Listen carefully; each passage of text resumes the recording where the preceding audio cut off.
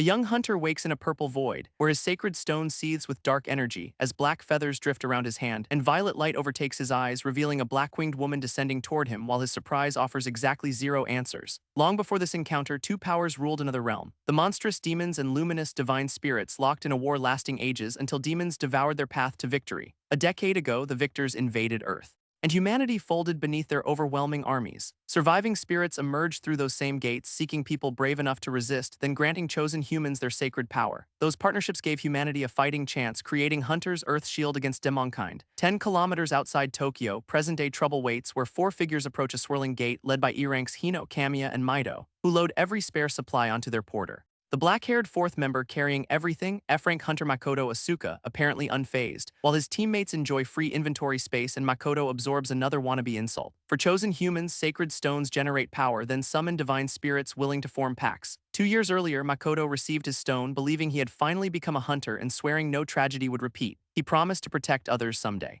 After demons murdered both parents during a gate break, that sacred stone became his remaining hope, driving relentless training every day from nearly 1,000 sword swings to completing the 1,000 within an hour. A 20-kilometer run came next until nearby trainees recognized his reputation and loudly branded him a fake hunter because no spirit answered him for 2 years. Earlier, one party audition ended with Makoto slammed into rubble because its leader refused to babysit a spiritless fighter, even when Makoto insisted his weapon training mattered. To them, no divine spirit meant no value, so they told him to quit tarnishing real hunters, leaving his supposed hope collapse beside a freezing dumpster, while 2 silent years made him wonder why only he remained unanswered, caught between hunters and civilians belonging to neither. Back inside the gate, a blazing spirit incinerates another demon, as lower-rank Flam answers its red-haired partner's command, and a blue-haired hunter nails a flying target, while lightning-charged fall backs a blonde swordsman's strike. Together, the trio clears the pack almost embarrassingly fast, until one surviving demon stalks Makoto behind their victory lap, and a warning reaches him just before its claws do, letting Makoto roll aside as the beast pulverizes stone, draw his blade, and declare himself a hunter too. Before bracing against the demon's next headlong charge, the red-haired hunter only predicts a pactless failure, calling this attack Makoto's fitting end. Makoto reaches a sealed gate and pounds for escape, then curses himself for never considering this deadly possibility, before his sword crashes uselessly against the demon, which catches the blade between its claws, proving attacks without divine spirits cannot hurt demonkind. Worse, the monster dodges Makoto's desperate follow-up, until Flam's spirit breath settles the argument in fire. Hino checks whether the shaken porter is all right, and Makoto answers with an apology and thanks, only for Hino to wave both aside, then admit Makoto's movement was surprisingly competent. The rare compliment catches Makoto completely off guard, so he explains his training prepares him for any future pact, while Hino sincerely hopes that day arrives. Even knowing it may be comfort, Makoto accepts it. As Hino leads the regrouped party deeper inside, wearing a smile his amused teammates quietly share. Soon they reach the dungeon's deepest chamber and boss door, where someone asks whether they know an old story. Demons differ wildly and some follow unique routines. Makoto asks whether hunters exploit those routines to win, and the answer is an ominously simple yes. Moments later, Makoto pounds helplessly against a sealed gate, realizing his lowered guard left him trapped alone, while a terrifying disturbance freezes him mid-breath, and heavy footsteps make him turn from the door, revealing Behemoth, the hulking E-rank dungeon boss. His body understands the matchup before his brain catches up, as Behemoth's opening smash launches him across the chamber while the traitors play cards, certain Makoto is dead. Behemoth barrels after its still-breathing bait, and Makoto knows his winning odds sit at 0, but its incomplete awakening leaves him one escape chance. A narrow opening glows across the devastated chamber, so Makoto launches himself toward that distant exit, with Behemoth roaring directly behind his heels and closing the distance far too quickly before another colossal impact detonates around the fleeing porter. Makoto looks up and finds escape nearly impossible, yet that opening remains his only path to survival. Behemoth corners Makoto anyway, but he refuses surrender until its teeth close around his final seconds. And memories of his murdered parents expose an unfinished promise, making Makoto reject dying before accomplishing anything, as his clenched sacred stone finally erupts with violet power. Shadowy energy wraps him inside a pulsing sphere with black feathers forming around his stunned body, while a violet shockwave drives Behemoth backward, and Makoto awakens inside an impossible purple space, where his sacred stone radiates a color he calls evil. Black feathers drift across his trembling open hand, drawing Makoto's gaze toward movement overhead, as a pale winged woman descends before him, leaving Makoto with nothing except a stunned stare until she extends one hand and addresses him. Human, form a pact with me before your time expires. Back in the chamber, their meeting hides inside darkness, while her immense wings frame the urgent offer, and she presses the baffled Makoto to hurry, warning that this strange space will not last. She repeats one final question. Will he form the pact or waste their shrinking window by refusing, and Makoto's answer becomes obvious. She is finally his divine spirit, so he offers his hand, agreeing to fight beside her, and their palms meet above his blazing sacred stone, completing the long-awaited pact in a burst of shadow. Black power pours upward from Makoto's hand, winding around the now brilliant violet crystal, as overwhelming strength floods every part of him.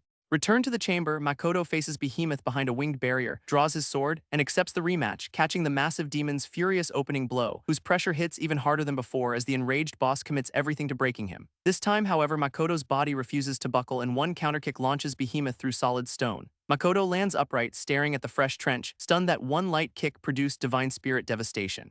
Before tightening his grip around the waiting sword and smiling because striking back is finally his turn, Makoto's confidence pauses as one critical rule returns: demons can only be defeated through divine spirit power, and he never asked what his new partner actually does while Behemoth's next charge forces another rapid retreat, and Makoto shouts through their pact for her ability, only to hear her voice answer inside his head, casually admitting she forgot, then ordering him to focus.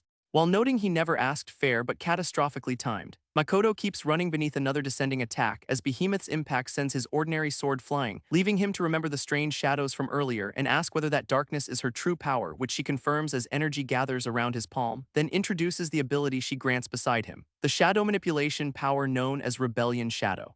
It lets Makoto freely command shadows through focused instinct, so he steadies himself and clears every distraction, closing his eyes until instinct replaces instruction, as liquid darkness surges between his fingers until it hardens into a gleaming shadow sword. She names this first technique Shadow Weapon, transforming darkness into weapons, and the current limitation only makes Makoto smile, because one shadow blade is already more than enough. When it lets him stand against Behemoth as an equal, Makoto asks if the boss was waiting, promising no openings, but Behemoth answers by whipping its massive tail, smashing stone apart where Makoto stood one heartbeat earlier, before his shadow blade flashes through the counterattack and severs the enormous tail in one clean arc. Behemoth roars through the fresh blood and charges again, while Makoto calmly resets his shadow weapon, forcing the wounded boss to finally recognize danger. This time, Makoto announces he is attacking first, then launches overhead with both hands on the blade, bringing its violet edge down toward Behemoth, which twists aside from the lethal descending arc. Makoto realizes the boss has measured his weapon's range, so he slips past the immediate retaliation, leaving Behemoth's claws to rake empty air before both fighters skid apart for the next exchange. Makoto tightens his grip and makes the shadow blade lengthen,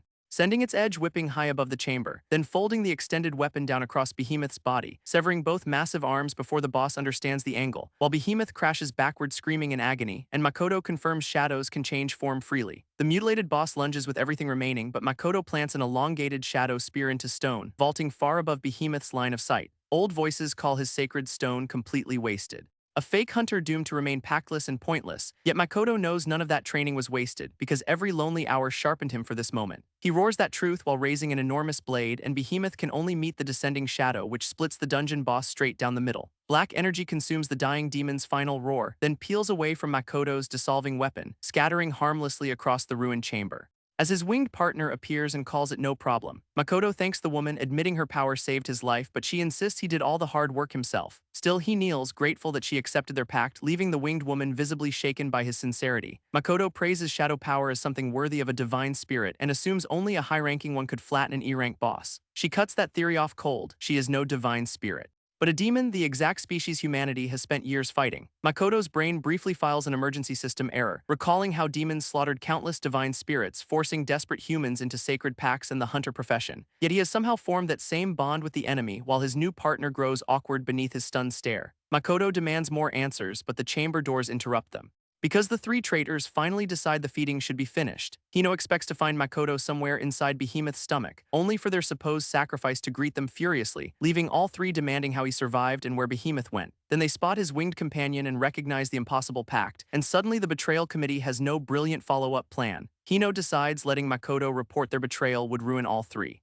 So the party abandons subtlety and unleashes every contracted power at once. Makoto recognizes their murderous intent and braces for the barrage, yet pauses to ask his winged partner's name first. Even she looks stunned by the timing before quietly answering that her name is Renoa. Armed with that introduction, Makoto summons Shadow Steel and requests power, and Renoa answers his reckless trust without hesitation. The trio fires together, still calling their former porter worthless.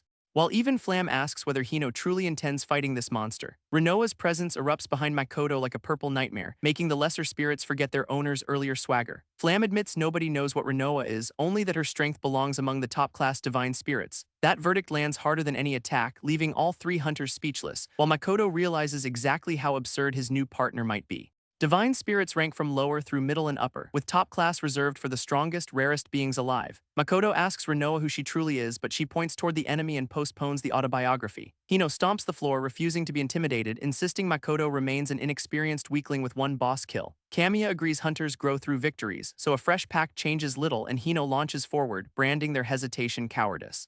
Wrapped in Flam's fire, he promises to demonstrate a real hunter's power, driving a blazing fist directly toward Makoto's face. Makoto catches the punch with one hand, barely shifting, then endures Hino's furious follow-up without losing control. Every burning strike now looks painfully obvious to him, even when Hino fires Flam's spirit's breath at point-blank range. Makoto answers with one clean shadow slash through the inferno, leaving the entire trio stunned that fire itself was cut apart. He calmly asks whether Hino is still holding back, and the taunt boils Hino's remaining judgment straight into steam. Hino calls the pact pure luck and Makoto its weak beneficiary, but that single word finally cracks Makoto's patience. Hino may have bonded immediately while Makoto waited years, yet Makoto never surrendered, training long after everyone dismissed him, so everything earned beyond that pact could never be called luck. Hino can only curse as the power gap answers for him. Hino erupts into a towering blaze, unveiling his secret technique, then orders his partners to attack before their entire scheme collapses. Terrified but cornered, Kamiya and Mito channel lightning and water while Hino compresses fire into a blazing sphere, and the resulting blast convinces them they finally went too far. Smoke clears to reveal Makoto standing untouched, shadow blade ready, deleting Hino's laughter and every scrap of borrowed confidence. Makoto explains he cut through everything. Behemoth was much faster, then steps forward to settle the remaining account. Shadows loom behind him like a predator, asking whether Hino is ready, and Hino's courage quietly submits its resignation. He still forces another flame into his palm, hurling fire and insults with equal desperation, but Makoto carves straight through the incoming barrage, appearing beneath Hino's guard before he can retreat. Hino demands to know what Makoto has become. As shadows coil across Makoto's clenched hand, compressing around a fist aimed squarely at the traitor, one brutal body blow folds Hino around Makoto's arm, then launches him backward, bleeding and screaming across the chamber. Makoto answers Hino's question with simple truth. He is a hunter. Hino crashes down while Kamiya and Mito scramble to his side, finding him unconscious, blood running from his mouth. Makoto orders them to take Hino and leave immediately. Warning neither survivor to speak of what happened here. Terror handles negotiations, and both agree without requesting amendments. They drag Hino toward the exit as their strength runs dry, while the violet pact mark remains bright on Makoto's hand. Renoa notes he chose a punch instead of cutting Hino down, and Makoto simply thanks her for fighting beside him. Her guarded expression softens into a quiet smile before she reminds him their interrupted conversation still remains. Makoto asks how a demon could form this pact at all, and Renoa's clenched hand reveals the answer will hurt. She gathers herself beneath the chamber's cold silence, then admits she once belonged to the angel race of divine spirits, until a certain event caused her fall and turned her demon. Makoto remembers angels rank among the highest divine spirit races, but Renoa offers to terminate their pact immediately if he wishes, holding herself tightly while telling him not to hesitate. Renoa braces for rejection, believing hatred natural because she is a demon, but Makoto studies her without fear, then kneels and changes subjects because he never introduced himself, offering his name and age, Makoto Asuka 18. Renoa asks why a self-introduction arrived now, and he says she is good, so their pact stays. The decision leaves Renoa staring at him in disbelief, while Makoto explains he is counting on her from now onward. Renoa finally gathers an answer, calling him strange but accepting their partnership with a smile. Makoto returns that smile, sealing the choice without ceremony, then rises and turns toward the exit. He invites Renoa to head back together, unaware an unknown clawed observer reaches after them from darkness. Elsewhere, an excitable demon celebrates confirmation that the fallen angel betrayed them, but his horned companion dismisses her betrayal as completely irrelevant.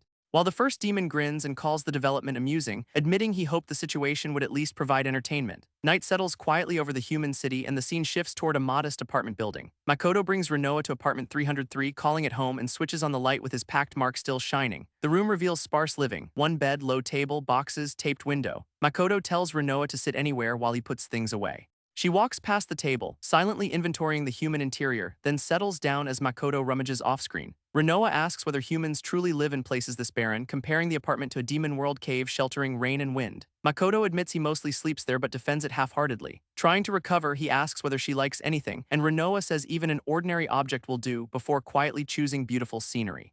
Makoto surveys the taped window and finally understands her judgment. He suggests adding flowers to the room, leaving Renoa to consider their first attempt at interior design. She approves his taste and declares flowers an excellent idea, so Makoto proposes buying some after every cleared dungeon, earning a small, satisfied smile from his new partner. Exhausted after everything today, Makoto decides to sleep early, until Renoa points at the lone mattress and asks if it is his. Makoto confirms it is and starts getting ready for bed, only for Renoa to note that two people will barely fit. His panic meets angelic logic. Sleeping together was normal in heaven until he remembers divine spirits cannot sleep outside sacred stones. Renoa admits she probably cannot, making the awkward crisis self-destruct, then dissolves into his violet pact mark and wishes him good night. Makoto watches the last shadowy wisps disappear from his hand. Before lying down and planning what comes next, discovery of his demon pact could bring consequences he cannot predict, so he chooses the only dungeon he can safely enter alone, F rank. The next morning takes him to Japan Hunter Association headquarters, where Renoa feels no pressure while remaining concealed inside the stone. Makoto covers the conspicuous purple mark before anyone notices it, then steps up to the registration counter. The receptionist confirms his request for an F rank dungeon. But a sudden entrance yanks every eye across the lobby. A crowd gathers around someone rarely seen even at headquarters, with one admirer struggling to survive how handsome he looks. The celebrity is S-rank hunter Amagi Yugo, arriving bottle first and casually drinking at midday because apparently rank has privileges. Fans immediately surround Amagi for autographs and pictures, while he surveys the familiar chaos and thinks nothing of it. Headquarters has barely changed since his last visit. But something across the lobby suddenly widens his eyes. Makoto notices the S-rank hunter staring directly at him and wonders whether they genuinely just made eye contact. Amagi answers with a knowing smile, walks straight over and asks Makoto's name and rank. Makoto checks that the celebrity is actually addressing him, since Amagi apparently talks to women so often this feels historic. Makoto introduces himself and admits he is only F rank, receiving nothing but a measured acknowledgement. Amagi leans closer and repeats the rank with suspicious interest, prompting Makoto to ask whether he needs something. He says no, apologizes for interrupting, then instantly invites the receptionist for tea, charisma changing targets mid-combo. Amagi departs with a casual farewell to Makoto, who watches him leave and realizes that absolutely was flirting. The receptionist short-circuits into gibberish until Makoto checks on her, then calls Amagi's attention a dream before resuming his request. Makoto remains baffled that someone so famous singled him out, but the receptionist finishes and hands him the gate coordinates. He refocuses, aware this will be his first dungeon completely alone, and follows the device deep into a sunlit forest. A violet gate burns between the trees at the marked location, and his map confirms he has found the right place. Makoto steadies himself with a confident smile, then walks through the gate without a party behind him. The cavern beyond feels strangely oppressive for an F-rank dungeon, prompting Renoa to emerge and ask whether its demons are truly weakest. Makoto confirms they should be, then asks what she senses when a massive paw crashes down before she can answer. Makoto reacts on instinct, barely clearing the creature's violent high-speed charge. His boots skid hard across the cavern floor as the blue-furred attacker whips around for another pass. Makoto forms a shadow blade and admits he survived by inches, struggling to follow a creature moving at absurd speed. Worse, an entire pack emerges. Horned, red-eyed chaos wolves, D-rank demons inside an F-rank gate, meaning something is very wrong. Makoto realizes the entire dungeon may actually be D-rank as the wolves close their circle around him and Renoa. A glance behind confirms the entrance gate has already sealed shut. While Makoto admits his current strength leaves little room for error, fighting every wolf simultaneously will be difficult, and Renoa silently watches him tighten his grip. Makoto forces himself calm and decides to reduce their numbers first, committing to one target instead of chasing the entire pack. Another wolf dives over his shoulder before he can engage, forcing him away as a second charge tears across his path. Claws sweep behind his head by a fraction. Then another synchronized attack makes him duck for his life. Makoto drops low and recovers his shadow blade, recognizing the wolves' coordinated formation as their nastiest advantage. He searches for any opening while shadows coil around his weapon, and one chaos wolf lunges with its jaws spread wide. Makoto catches those jaws on the shadow blade, but another wolf attacks from the side while he is occupied. The follow-up lands cleanly against his face, launching him across the cavern as the pack's teamwork collects interest. Makoto lands hard and acknowledges every wolf is individually powerful, while the entire pack attacks together whenever one spots an opening. Renoa considers a dangerous answer and suggests testing their behavior as the pack patiently waits across from Makoto. The wolves exchange alert glances instead of rushing blindly, and Makoto notices the pattern forming. His next move is reckless, but also the only route he sees. So he loosens his hand and dismisses the shadow weapon. The remaining darkness unwinds around his deliberately exposed body, leaving Renoa startled that he erased his own ability. Every Chaos Wolf takes the bait and charges at once, but Makoto reactivates shadow weapon at the center of their formation. Black edges erupt directly through the first lunging wolf, then a vast circular slash catches the entire converging pack. Makoto exhales, relieved his timing worked by the smallest margin. While Renoa praises the plan, create an opening, lure them in, erase them. Victory still leaves one question: why is this dungeon misclassified? Makoto has no answer, only growing certainty that it is D rank. At his current level, clearing such a dungeon will be brutal, but the sealed gate leaves one exit condition: defeat the boss. Before they can advance, movement returns in the passage ahead, revealing another full pack after Makoto barely cleared the first. He tells Renoa not to worry because something has changed, then raises one hand and visualizes shadow chains around a target. Darkness gathers between his outstretched fingers, firing several black chains straight toward the charging wolf. The chains coil around its muzzle and limbs, stopping the rush as Makoto names his new restraining ability, Shadow Bind. Defeating the first pack has added crowd control to his toolkit, and one sharp pull drags the bound wolf completely off balance. Makoto closes in behind the chains and cuts it down, then immediately turns his open hand toward the next attacker. Another Chaos Wolf launches itself at his exposed side, only for a second Shadow Bind to erupt on command. Chains wrap the wolf midair, proving restraint alone is brutally effective. Makoto celebrates how natural the ability feels to use, while Renoa praises his control but warns it consumes heavy magic. Armed with that caution, he keeps clearing the dark passage, finishing the large group without even feeling tired. Each defeated demon strengthens a hunter, and this is the result. Makoto studies his weapon and recognizes how quickly he is growing, then heads deeper with renewed confidence. Renoa understands the surge. He had defeated too few demons before, while his trained body, mental strength, and tactical thinking were already exceptional. His untapped potential leaves her eager to see what comes next. As Makoto reaches enormous doors in the dungeon's deepest area, he stops before the entrance and falls unexpectedly silent, prompting Renoa to call his name. When she asks what is wrong, Makoto gathers his thoughts and reminds himself that clearing dungeons is a hunter's duty. Only a hunter can open the door leading to the boss, and Makoto admits the D-rank enemy scares and excites him equally. This is his chance to prove he is a real hunter. Though Renoa reminds him that their journey has barely started, they bump fists, agreeing this battle cannot become the ending because Makoto intends to save the world and return alive. With that promise made, his gloved hand closes around the handle and the colossal doors swing open into darkness. Makoto crosses the threshold alone at the front, holding his nerves steady as the boss chamber receives him. A colossal armored arachnid descends, D-rank boss Hell Scorpion. Its towering body sealed beneath a brutally thick outer shell. The armor looks closer to mineral than metal, geology with anger issues, and Renoa notices Makoto trembling before it. He insists he is fine as shadows gather around his hands, calling the sensation battle jitters instead of fear. Hell Scorpion immediately drives its enormous stinger downward, smashing the ground where Makoto stood a heartbeat earlier. The blade-like point remains buried deep in fractured stone,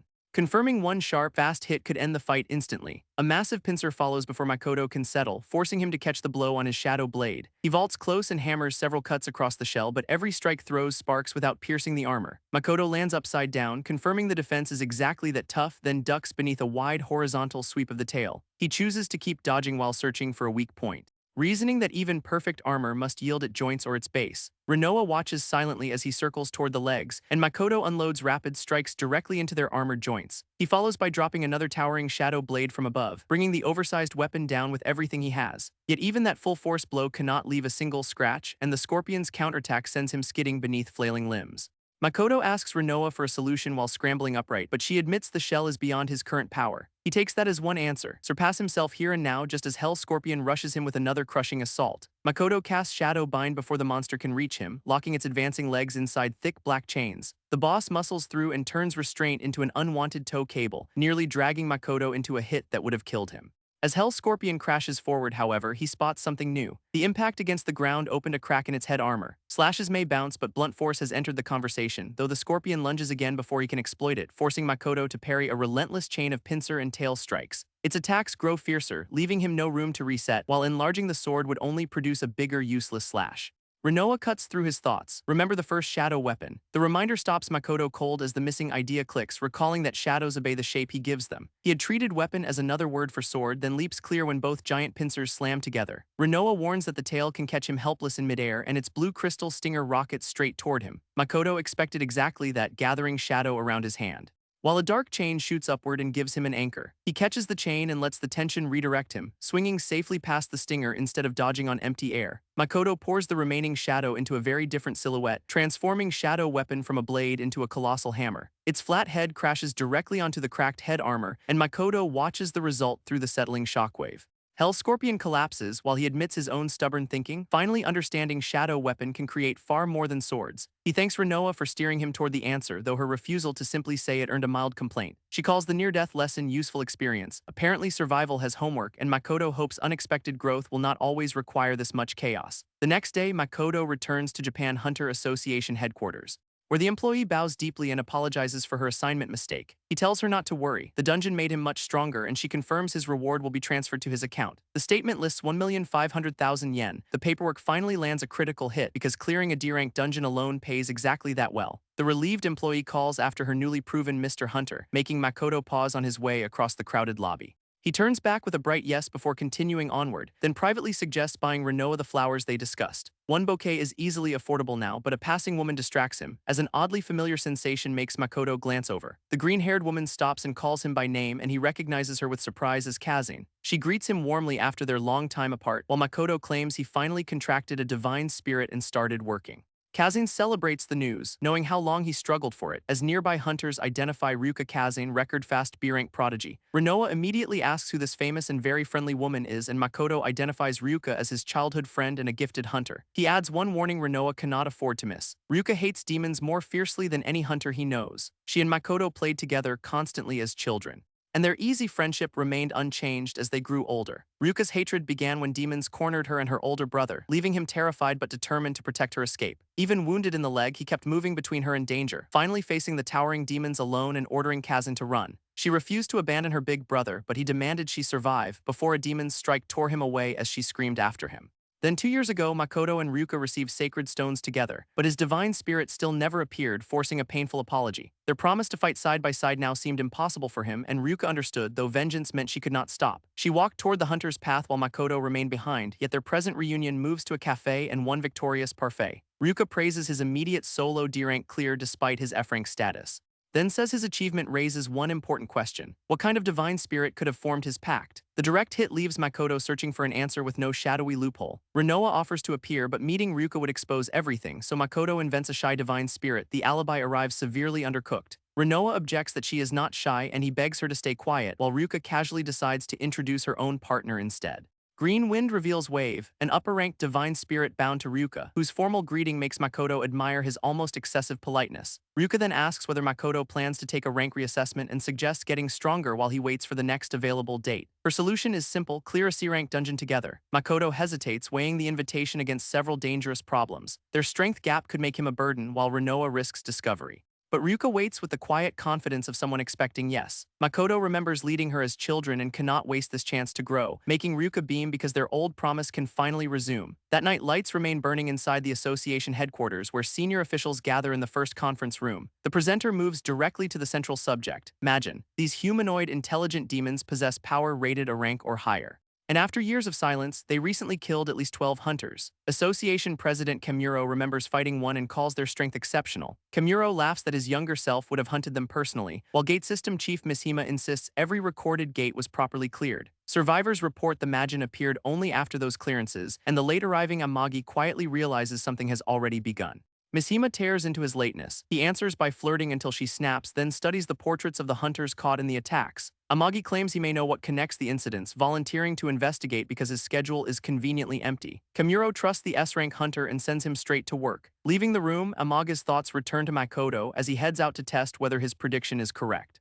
His search leads toward a dark, graffiti-lined abandoned building. Elsewhere, Violet Energy tears open the entrance to a dungeon, where Makoto asks whether Ryuka feels nervous and gets a small yes. He has more worries: the higher rank, hidden Renoa, and Ryuka's hatred, but Ryuka promises she will protect him whatever happens. Makoto appreciates it while resolving to prove he can contribute, and the reunited pair advances from the glowing gate into darkness. Winged, horned apes immediately reveal what C-rank opposition looks like, as Makoto forms Shadow Weapon and prepares for the opening clash. He tries to assess the enemy before making his first move, but Ryuka becomes a green streak and reaches them instantly. One wind-covered slash cleanly takes a demon's head, leaving Makoto frozen inside the wake of her attack. Ryuka declares every demon must be eradicated without exception, and her emotion-backed strength exceeds even Makoto's expectations.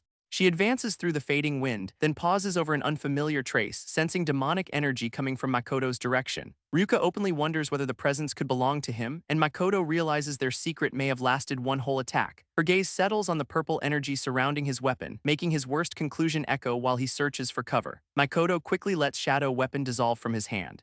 Claiming he thought one demon escaped, though Ryuka saw none, she still trusts the scent's presence and warns him to remain alert. Makoto realizes Ryuka is unusually sensitive to demonic magic, enough to detect the energy emitted by his shadow ability. Rinoa confirms Ryuka's hatred while Makoto considers explaining everything, but after witnessing that fury, honesty looks like tactical self-destruction. The decision can wait because a larger winged swarm dives around them. Ryuka invokes Wind Spirit's mantle, drawing a roaring green current around herself, and its sudden pressure catches the first diving ape completely off guard. She launches upward inside the gale and carves through multiple bodies, firing compressed wind through another demon before it can close in. A spinning sweep opens the rest while she stays airborne, her expression barely changing as the swarm learns gravity no longer helps. Makoto can only marvel that wind power lets her fly. Before one remaining ape drops toward him and ends the sightseeing, he meets its charge at close range, knocking the demon sideways, then tells Ryuka to leave the ground fight to him. These C-rank demons are stronger than previous foes, but Makoto has grown too, so he summons Shadow Weapon again and reshapes the dark mass not into another blade, but a gun that fires shadow rounds. The barrage tears through several apes, turning their formation into target practice. And even Ryuka pauses midair, stunned that his sword became a firearm. Once the swarm falls, she admits the demonic presence came from Makoto, but since it vanished, she lets the suspicion rest for now. Makoto wonders how long he can keep repeating this disappearing act because Rinoa is no ordinary demon but his reliable partner. He wants to explain everything. Ryuka's hatred makes the truth dangerous. The secret leaves Makoto spiraling over what he should do. Until Ryuka points out they have finally reached the boss doors. He claims he can focus, despite his thoughts staging a full mutiny, and Ryuka mistakes his anxiety for fear of a higher-ranked enemy. She reminds him he is not alone and tells him to go all out, so Makoto postpones the difficult conversation until after victory. A grateful fist bump seals their decision to fight together, just before the enormous door opens and something crashes before them. The C-rank boss is Cyclops, a towering red giant whose presence floods the chamber, yet Ryuka invokes Wind Spirit's mantle determined to kill any demon. Cyclops raises its massive wooden club and brings it down at her, but purple chains coil around the weapon in mid-swing. Makoto locks the club with Shadow Bind, creating Ryuka's opening, and she drives a wind-covered strike into the giant's side. Cyclops reels with one eye clenched, more offended than finished. Then tears free and sweeps the club hard enough to erase breathing room. The two hunters call to each other across the moving battlefield, planting shadow and wind beneath their feet for a coordinated burst. They cross past Cyclops from opposite directions, landing simultaneous slashes, and Makoto slips under the counterattack with their timing perfectly aligned. The rhythm continues as both hunters burst into another position swap. Makoto's enlarged shadow strike hammers Cyclops forward while Ryuka slips behind it. Neither needs instructions, both are thinking about disrupting it through constant movement, so Ryuka races around its legs, keeping that single eye guessing while Makoto threads fresh chains around the giant's limbs from a distance. With Cyclops weakened, Shadow Bind now holds easily, so he calls Ryuka to finish. She thanks him and gathers a dense spiral of green power between her hands. Summoning Wave as she releases the technique called Wind Shower. Pillars of cutting wind crash down, swallowing the restrained boss in green-white light, and Makoto watches in open amazement as its resistance disappears. The chamber settles and Ryuka immediately runs back calling his name, raising one hand to celebrate their victory with an enthusiastic high five. Makoto hesitates for one blushing second, suddenly less prepared than against Cyclops. Then returns it and discovers her victory slap has boss-level recoil. Their almost unnatural synchronization feels exactly like childhood friend teamwork, but Makoto refuses to treat one victory as the finish line. Wave praises them while Ryuka credits the years they have known each other. She says their partnership proves they can go anywhere together, which makes the hidden truth catch in Makoto's throat once again. This time he faces her and says there is something she must know. Before he can continue, Ryuka grips his gloved wrist in silence, and the distance between them collapses into an intensely awkward stare. The confession is abruptly cancelled by hostile pressure erupting nearby, as red-violet energy tears upward between both hunters. A boot steps from the raging aura, announcing a new arrival without ceremony, and both turn toward the presence, demanding to know what it is. Pale claws and ragged black wings take shape inside the haze, revealing the muscular horned demon who had discussed Rinoa's betrayal. He grins that he has finally found them, clearly pleased with the hunt, then surges forward beneath a mantle of violent crimson power. Makoto immediately feels intimidation and malice far beyond previous demons and recognizes the newcomer as an intelligent humanoid enemy. Imagine. Ryuka moves in front of Makoto and confronts the intruder directly, who confirms he is Imagine and introduces himself as Grom. The rumors were true, but knowing that offers them no clean exit, because Ryuka believes fighting means death and orders Makoto to run. He refuses to abandon her and demands they escape together, yet she activates Wind Spirit's mantle, determined to save at least him. Ryuka blitzes Grom with a storm of green slashes at point-blank range, but he mocks her effort, saying every movement looks painfully slow. Ryuka's face tightens when Grom dismisses her speed without effort. Even as Makoto realizes she's attacking faster than ever, their exchange is so far beyond him that he cannot find an opening, while Grom meets another wind-driven blow at crushing close range. Ryuka forces her weapon down and believes she finally caught him, only for Grom to twist through the strike and throw her away. His mild reaction says surprise, not danger, as Ryuka tumbles high through the chamber in a trail of green wind. While airborne, she orders Wave to use their secret technique. and the pact partners align their hands as energy coils between them. Ryuka completes the formation and calls the technique milestone, unleashing a colossal corkscrew of compressed wind toward Grom. The attack crashes into the floor with Ryuka riding beside its descent, and even Makoto must brace himself against the blast. When the gale clears, Ryuka is left breathing hard, but Grom's foot plants calmly amid the fading energy. He calls milestone not bad, then downgrades it to a gentle breeze. Leaving Ryuka staring at the gap her strongest move could not close. Grom notes her deep grudge, and she vows to kill every demon, only for him to ask whether that hatred hides something she does not know. Ryuka demands an explanation without lowering her wind-covered guard, and Grom points at Makoto, exposing his pact with a demon. The accusation lands harder than Milestone ever managed against Grom, while Ryuka insists such a pact cannot possibly be real. Arguing Makoto would never choose a demon or hide it from her, and his clenched fist answers before his voice can. When he stays silent, Ryuka turns and demands to know why, begging him to deny the claim as Makoto accepts he must speak. He reveals the violet pact mark and admits every word is true, then calls Renoa out, letting the winged demon manifest beside him. Ryuka stares at her in silence, expression stripped of every defense. Seeing a demon emerge directly from what should be a sacred stone, Makoto tries to explain Renoa's circumstances before judgment falls, but Ryuka tightens her grip on the wind weapon and reaches her own conclusion. She demands to know why he made the pact at all, declaring she can no longer trust him because every demon is an enemy. Makoto pleads for time to talk instead of turning weapons inward, yet Ryuka says she will begin with one target first. The Majin, whom she dives upon with another wind-covered strike, while Grom intercepts her and dismisses that persistence as merely annoying. Grom closes one hand around Ryuka's throat and cuts off her breath, dragging her through the chamber before she can recover, until Makoto sends Shadow Bind tearing across the gap, chaining the arm around her neck and forcing an opening. Makoto catches Ryuka as Grom points past them, naming the fallen angel as his true interest.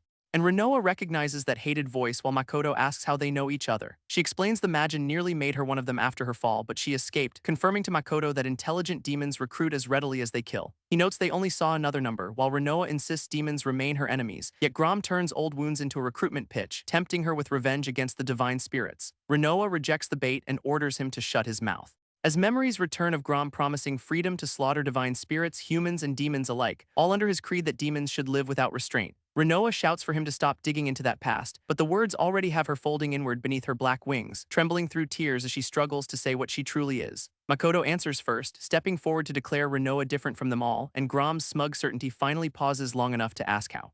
Raising his pact-marked hand, Makoto defines a demon as something that hurts others without reason, then declares kind-hearted Renoa no demon at all but his dependable partner. Renoa can only whisper Makoto's name, his faith reaching where Grom's poison could not, while Grom calls the speech pathetic and admits their sentimentality disgusts him. He vows to crush everything and demands they make his boredom entertaining, so Makoto raises Shadow Weapon as Renoa's dark power gathers behind him. Grom casually loosens his shoulders while the pact partners brace for impact, and Renoa privately identifies his arrogance as their only chance to create an escape. The Majin finishes warming up with the relaxed smile of someone expecting no resistance, then erases the distance in a violent red burst. Makoto barely catches the opening strike on his shadow blade, stunned by its speed, only for Grom to appear behind him and helpfully announce the next direction. One brutal kick launches Makoto clear across the chamber, smashing him into stone before his body can process the warning. Grom advances while Makoto drags himself from the broken wall, but a desperate shadow bind sends chains surging from Makoto's palm. They coil around Grom's arms and pull tight from across the floor, giving Makoto room to form a ranged shadow weapon and fire. Grom tears through the restraint with one flex before the trap can settle, then calmly plucks an incoming shadow round straight from the air. The remaining barrage streaks around him without disturbing his stance, and he drops the captured rounds, joking that throwing them back would have been more interesting. Grom asks whether Makoto's entire bag of tricks is already empty, and Makoto finally admits the Majin has been toying with him from the start. From the floor, Ryuka watches the hopeless mismatch in stunned silence, until another sudden movement snaps her eyes wide. Makoto and Renoa charge together, throwing everything into one direct attack, only for Grom's counter to smash across Makoto's face. Ryuka cries his name and fights to rise despite her battered body, while Makoto regains his stance with Renoa still guarding his back. Her hand steadies him as the pair prepare to endure another exchange, and Ryuka finally sees how closely the supposed demon supports him. Yet the deception still cuts deep, leaving her unable to trust anything, as Grom drives another crushing blow into Makoto and laughs at his weakness. The next strike folds Makoto around its force and sends him tumbling again, while Grom towers over him, declaring every struggle pointless. Makoto plants his shadow blade and forces his battered body upward, admitting he is still too weak to compete with this monster, but the violet pact mark shines as his fist closes around one refusal. He will not give up, and the shadows answer with renewed force. Watching him rise yet again, Ryuka lowers her eyes in conflict and remembers a warning that surrender here means truly losing everything. The remembered voice is Makoto's, sharing the despair he felt when demons killed his parents, yet telling Ryuka that survivors can still find a path by looking ahead. Even through his own tears, he insisted they must never surrender and must keep living. Words that once reached Ryuka when grief had left her drowning. She remembers Makoto taking her hand and giving her the strength to face forward again, before the present answers with another merciless impact from Grom. The blow launches Makoto away as Grom declares determination alone useless, leaving his pact-marked hand trembling against the stone. Blood pooling beneath him, Makoto uses shadow weapon to rise and says it is not over, reminding Ryuka that he has always been painfully direct and stronger-hearted than anyone. A demon pact has not changed the person standing before her, so she finally shouts for Makoto not to give up. He turns toward the voice, bruised face caught between shock and relief, while Ryuka tearfully tells him she believes he can do this. Grom charges through the reunion and barks at Makoto for looking away, but this time the shadow blade catches his strike head-on. For the first time, genuine surprise flashes across Grom's face, as Makoto admits to himself how deeply he hurt Kazane. Her renewed trust drives him over Grom's sweeping counterattack, pushing him forward when his body had already voted for retirement. Makoto swings through the air knowing he cannot die after earning that trust, and drives a crossing storm of shadow blades toward Grom. The Majin realizes Makoto's speed has suddenly increased, because Renoa is pouring everything into the word that binds them together. A shadow edge flashes close enough to finally threaten Grom's eye as Makoto unleashes more blades and vows they will all return alive. Fresh blood spatters across the cracked floor after the exchange, and a foot settles amid the sudden, breathless silence. Grom turns to face Makoto and Renoa with Ryuka watching behind them, then discovers a clean cut running across his own cheek. Ryuka calls the achievement incredible from where she sits, while Grom tastes the blood and finds being wounded genuinely amusing. Unfortunately, entertainment only convinces him it is time to end the fun, and he gathers a violent red-black sphere as a parting gift for the afterlife. Makoto recoils from the sheer magical pressure while Renoa braces behind him, but Grom pauses to offer the fallen angel one final chance to return.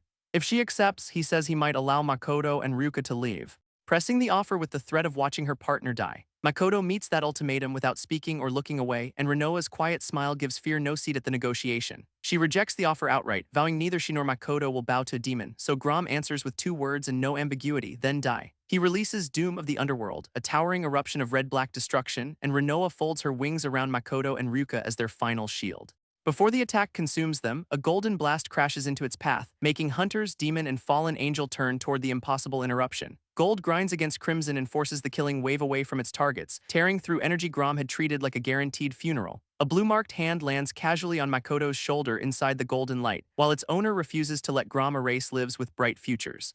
The newcomer names himself Amagi Yugo and invites the Majin to play with him instead, stepping between Grom and the exhausted group without a trace of hesitation. Makoto recognizes the S-rank hunter, who praises their endurance and takes over, releasing an overwhelming golden presence as even his green bottle leaves center stage. Grom studies the newcomer and admits Amagi looks remarkably strong, only for Amagi to agree and calmly declare himself stronger than Grom.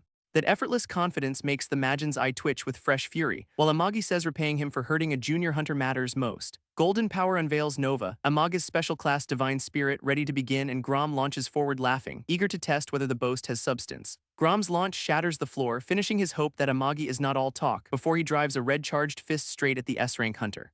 Amagi catches the punch one-handed without surrendering an inch, politely asking Grom to keep away from the face that supports his business. He redirects the entire rush and sends the Majin tumbling behind him, where a blue portal rimmed in gold opens beside Grom's furious curse. The Majin drops through its surface before he can recover, while a matching flare opens the root above Amagi. Grom falls back into the chamber upside down over the waiting hunter, who greets his return with a smile that only makes the insult worse. Amagi meets the arrival with a crushing downward blow, driving Grom into the floor beneath an explosion of golden force. He notes how confusing it feels when confidence and reality stop agreeing, while dust rolls across the crater left by the correction. Makoto asks how physical blows work when only divine power can hurt demons, and Renoa explains Amagi wraps his body in an abnormally vast amount of it. Enraged, Grom gathers another red-black sphere and roars against the humiliation, then releases a massive attack called Absolute Darkness. With Nova behind him, Amagi answers by invoking Sky Piercer, and its golden lance tears straight through Grom's crimson-black blast. Grom desperately reaches for the advancing lance with both hands, but a snap of Amagi's fingers changes the attack's route. Golden force bursts from a new angle before Grom can escape its reach,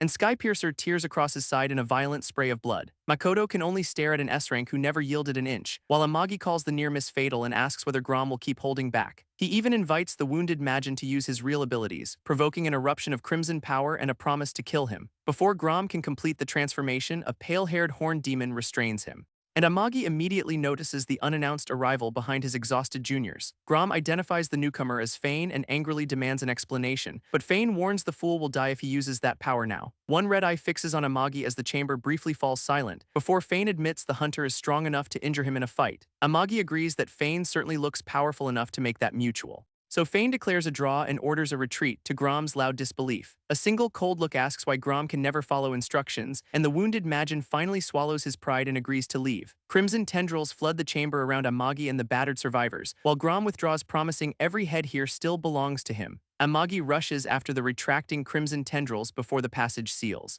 But they vanish with both demons, leaving only smoke and a ruined chamber. Makoto and Ryuka stare at the suddenly empty battlefield in stunned silence, as Amagi confirms their enemies have escaped and hears Makoto call to him. Barely upright, Makoto bows deeply and thanks the S-rank hunter for saving them, and Amagi suggests they trade explanations while walking back to the exit. The battered group follows him through the dungeon as the conversation begins. With Makoto realizing Amagi suspected his demon pact from their very first meeting, Amagi confirms it, having linked Makoto to the Majin and checked his current dungeon, then pivots to the question with higher emotional stakes: have the childhood friends reconciled? Ryuka admits Makoto himself has not changed at all, but the pause before her next words tells everyone the verdict has fine print. She separates that realization from trusting him, and Renoa accepts the choice without argument.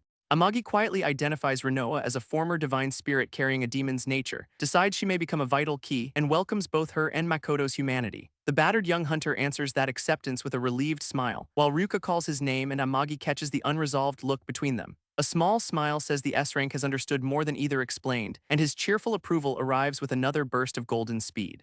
Amagi looks forward to the day he and Makoto can fight side by side. Later, beside a waiting jet, Amagi finishes reporting that the demons should stay quiet a while, and Chairman Kimuro thanks him, satisfied that sending the S-rank was the right decision. The call turns to former rank hunter Himuro Yusei, a notorious criminal who murdered several hunters after misconduct cost him his position. Kimuro reveals Himuro was in custody until he suddenly disappeared days ago. But Amagi has another matter and cannot clean up this particular institutional headache. Instead, he recommends two promising hunters, Makoto and Ryuka, and sends their records, leaving Kimuro to review whether the unlikely duo fits the assignment. After ending the call, the chairman apologizes to a blue-haired hunter kept waiting, then invites the silent visitor to explain what he intends to do. The man is Yusugi Aoji, an rank hunter and Himuro's former disciple, who vows to personally bring his old master's crimes to an end. His resolve carries him back to a sunset conversation with Himuro years earlier, when young Yusugi insisted he wanted to perform every hunter duty perfectly. Himuro called that painfully stiff and refused to raise a boring disciple, arguing that anyone who worked hard enough to become a hunter should enjoy it first. Yusugi prioritized responsibility, but Himuro told his new disciple to forget that posture.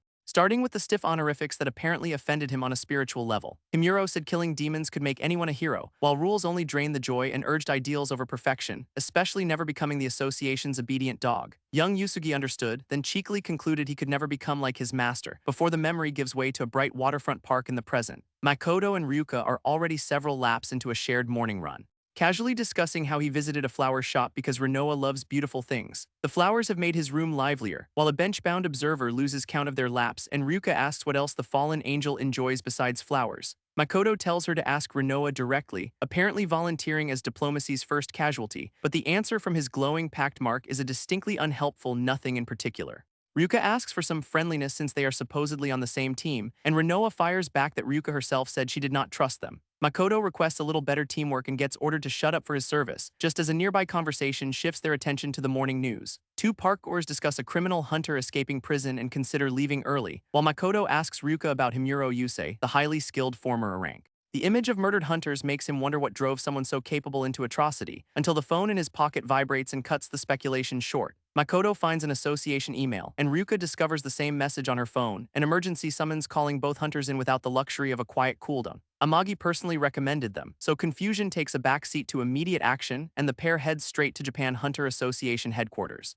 An official named Hayashi welcomes them on behalf of the Abnormal Measures Division, then reveals Amagi recommended both hunters for the search for Himuro Yusei. Police are already investigating, but the association intends to hunt on its own terrain since Himuro may be hiding inside the gate nearest the place he escaped. Hayashi assigns them to investigate and clear that C-rank gate, prompting Makoto to question sending only them against a former rank hunter. The answer arrives on 2 feet. Another rank has been requested to join them, and the promised reinforcement steps into the briefing room moments later. Ryuka recognizes Yusugi immediately, surprised doing what formal introductions could not, while he greets her with the restrained warmth of someone returning to unfinished business. Hayashi bows out and leaves the detailed mission files on 3 tablets, turning the briefing room over to hunters who now need to become a team.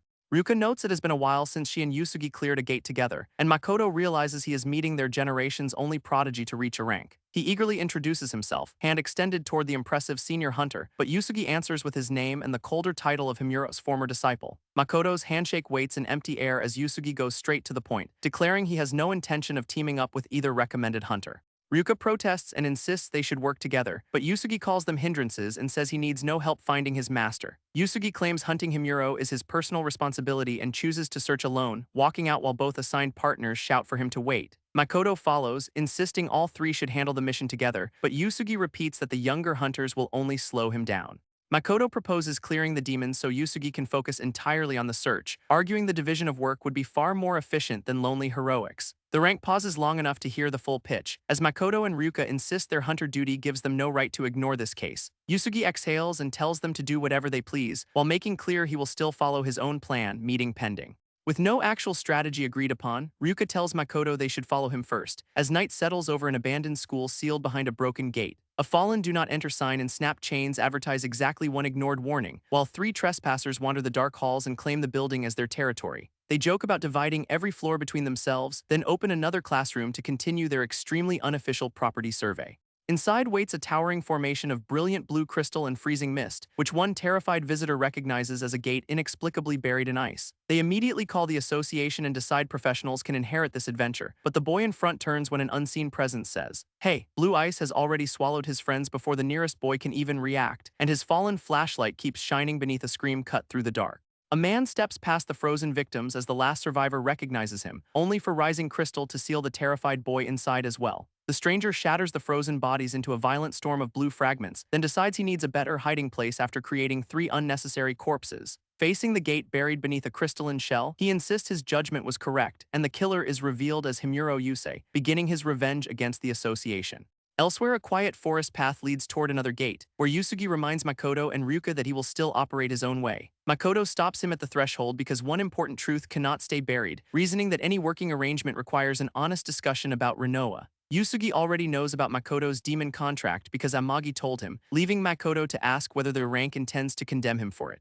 Yusugi says contracting a demon is not evil, only evil actions make it wrong, and the answer catches Makoto completely off guard. Ryuka quietly confirms Yusugi is not a bad man. Moral tribunal officially adjourned while the rank steps through the gate without wasting another second. Makoto follows, wondering whether someone truly can judge a demon pact that fairly, and the gate opens into a vast stone hall lined with columns and sealed doors.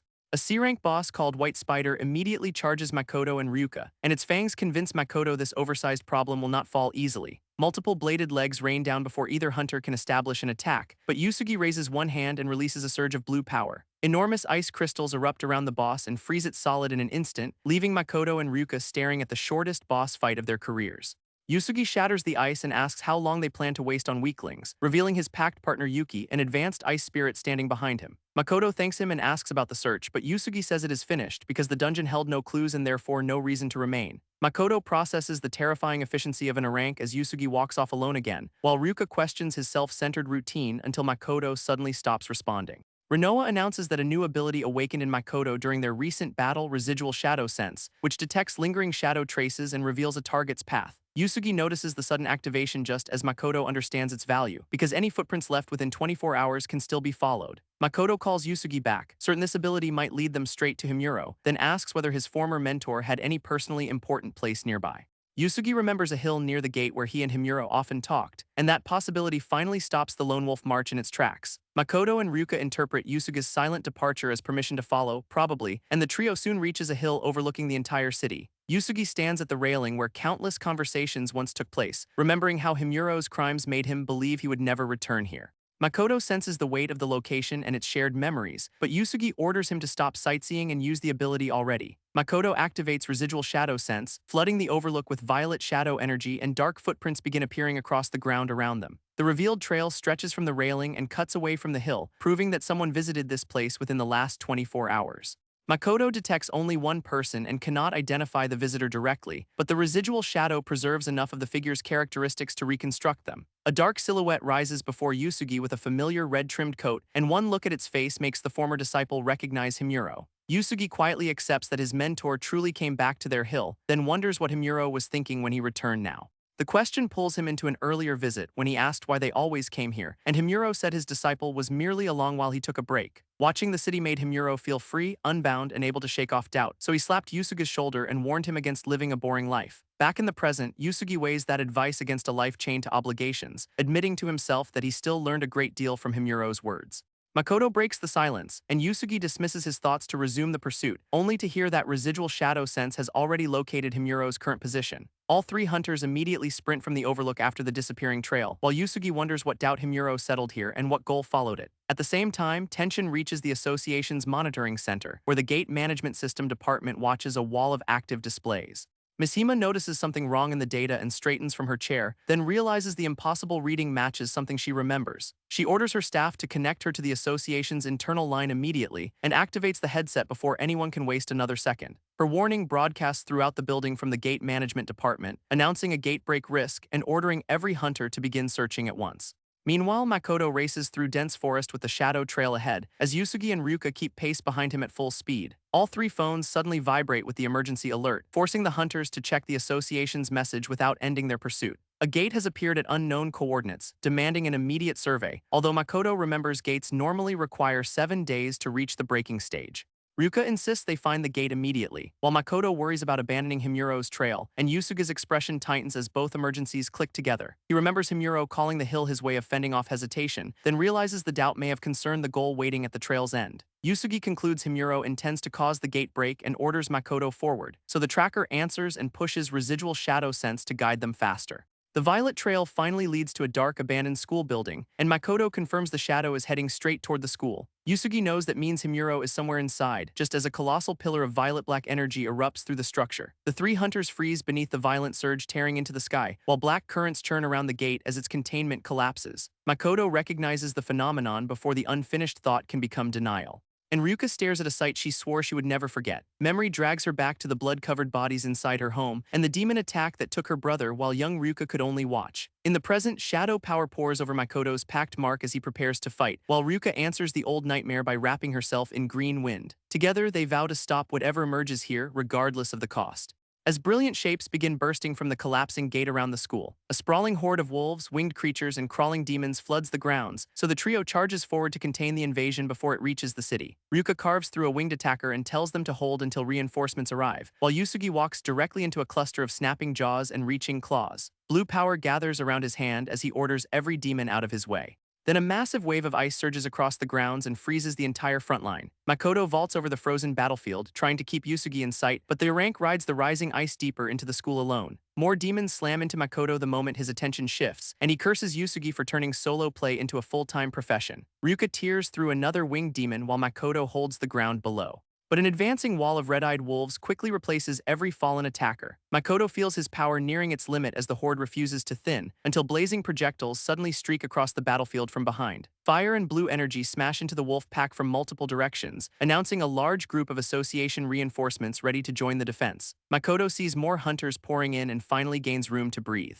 yet still swings his shadow weapon, determined to carry his share of the fight. Nearby hunters sense no ordinary mana from him and mistake him for a wannabe, making Makoto realize continued fighting may expose the secret behind his power. Ryuka answers the crowded battlefield with a towering cyclone of green wind, sweeping the nearest demon pack aside before calling Makoto back to the mission. She orders him to leave the grounds to her and catch Yusugi.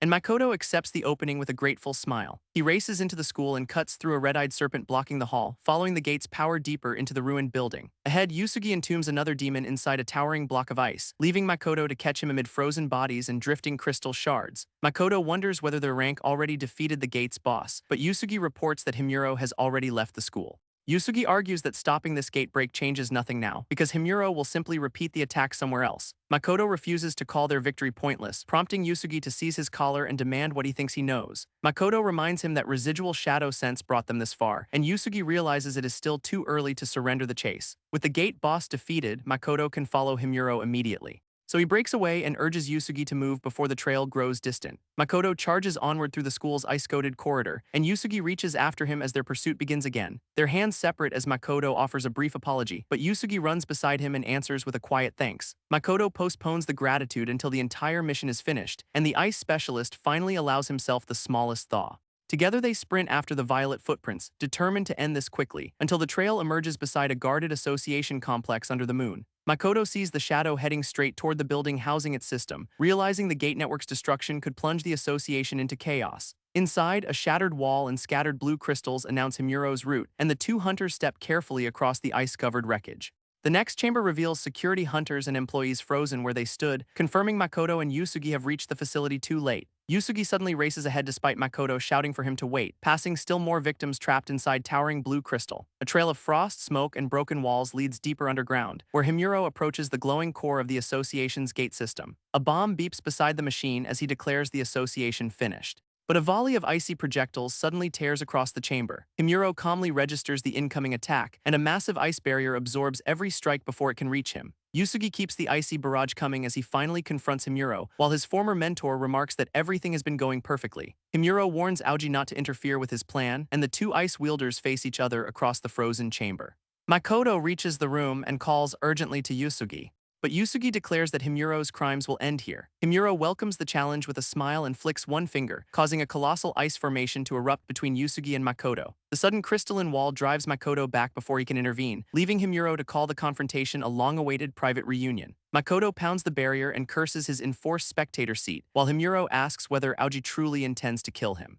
Yusugi answers that he can no longer show his former mentor mercy, and Himuro observes that his disciple has not changed at all. High-rank divine spirit Flown manifests behind Himuro as he demands full power, while Yusugi summons Yuki and says the warning is unnecessary. Holding the detonator, Himuro says victory requires defeating him and destroying it, and Yusugi knows waiting for reinforcements would only get him killed. He and Yuki raise a circular storm of enormous ice blades. As Yusugi resolves to defeat Himuro inside this chamber, Yusugi launches the surrounding ice blades in a concentrated storm, yet Himuro walks forward and casually acknowledges his disciple's improvement. Flown answers the barrage with a spiraling swarm of blue projectiles, and the scale of the counterattack catches both Yusugi and Yuki off guard. Crystalline missiles tear back across the chamber in overwhelming numbers, exploding around Yusugi and hurling him across the frozen floor. He realizes a direct battle leaves Himuro holding every advantage, so Yusugi closes the distance with a pair of curved ice blades. Himuro smiles and asks who taught his disciple that technique, forming an ice sword of his own because both men know the answer. Yusugi whips one blade forward with a full-bodied throw, sending the glowing weapon spinning straight toward his former mentor. Himuro notices the thrown sword but sees the sacrifice as a mistake. Believing Yusugi has discarded his dual-blade advantage, he watches only the remaining weapon as Yusugi rushes his left side, then realizes the discarded blade is already returning from behind. Yusugi instantly restores his two-sword assault and crosses both slashes, forcing Himuro to recognize how quickly his disciple generated another weapon. Their ice blades collide through a rapid exchange of close-range strikes, until Himuro breaks away from the clash with an irritated click of his tongue. Yusugi keeps attacking through another rapid collision of blue blades, and Himuro admits the tactic moves faster than his ice can regenerate. The former mentor praises Aoji for developing such an effective fighting style, but Yusugi says he is no longer the disciple Himuro once knew. Sensing the plan working, Yusugi steels himself to finish the battle, until Himuro warns against underestimating a new skill he has prepared. Behind the barrier, Makoto drives his shadow hammer into the stubborn ice again, while Renoa admits Himuro is strong and urges him to keep breaking it. Back inside, blue power coils around Himuro as Yusugi braces for the reveal, and the surrounding ice gathers into a complete human form. Alter Ego creates an icy duplicate, turning Yusugi's duel into a 2-on-1 fight, though Yusugi dismisses the new opponent as nothing more than a doll. The duplicate charges independently while Himuro attacks from another direction, and its first heavy clash immediately wipes away Yusugi's confidence. The ice clone pursues him with its own blade and relentless movement, because it matches Himuro's level despite being unable to use additional skills. Yusugi grudgingly admits his former mentor built an impressive imitation, while Himuro emphasizes the brutal arithmetic, 2 fighters against 1 isolated disciple. Hearing about the clone, Makoto realizes he must break through immediately, as the unattended bomb continues beeping beside the gate system. Yusugi meets the clone's independent assault with both ice blades flashing and forces through the locked weapons despite the pressure. Himuro exploits the opening and drives a brutal kick into Yusugi's side, leaving his disciple retreating beneath attacks from both opponents. Flown adds a fresh storm of crystalline missiles from above, forcing Yusugi to crouch behind his blades as the barrage detonates around him. Himuro laughs that seeing his reserved disciple this animated is rare, while Yusugi realizes the gap between their strength remains enormous. Struggling for breath, he finally asks his former mentor why, demanding to know why such extraordinary talent is being used for evil. Himuro rejects the accusation and insists Yusugi has judged him incorrectly. claiming he has only become more honest with the person he always was. He argues hunters should close every possible gate by any necessary means, and says ignoring the association's restrictions never made his methods wrong. Yusugi counters with the murders Himuro committed along that path, but Himuro dismisses the hunters who pursued him as obedient association animals. The answer leaves the battered Yusugi kneeling amid shattered weapons. While Makoto listens tensely from the other side of the frozen wall, Himuro declares the gate break and vulnerable system will collapse the association regardless, freeing hunters at last and completing the revenge he has chosen. Yusugi answers the grand declaration with one exhausted word, bullshit, then grips his broken blade and says Himuro truly has changed. He forces himself upright, refusing to let the association collapse, and charges forward as the former disciple determined to stop his master. Himuro dismisses the declaration as more barking and gestures toward the floor, where hidden ice instantly surges around Yusugi's legs and locks him down. The crystals spread before Yusugi can understand when the trap was planted, leaving him helpless as Himuro's raised blade enters his vision. Ice binds Yusugi's arms and body while Himuro says goodbye to Aoji, and the former disciple can only watch the executioner's swing begin. Himuro brings his weapon down toward the immobilized hunter, but a sudden impact behind him steals his attention at the last instant. Makoto's shadow hammer crashes into the attack and knocks it away, placing him between Himuro and Yusugi as he rejects the entire revenge speech. Makoto calls Himuro Yusei by name and raises the hammer again, smashing apart the ice restraints that had trapped Yusugi.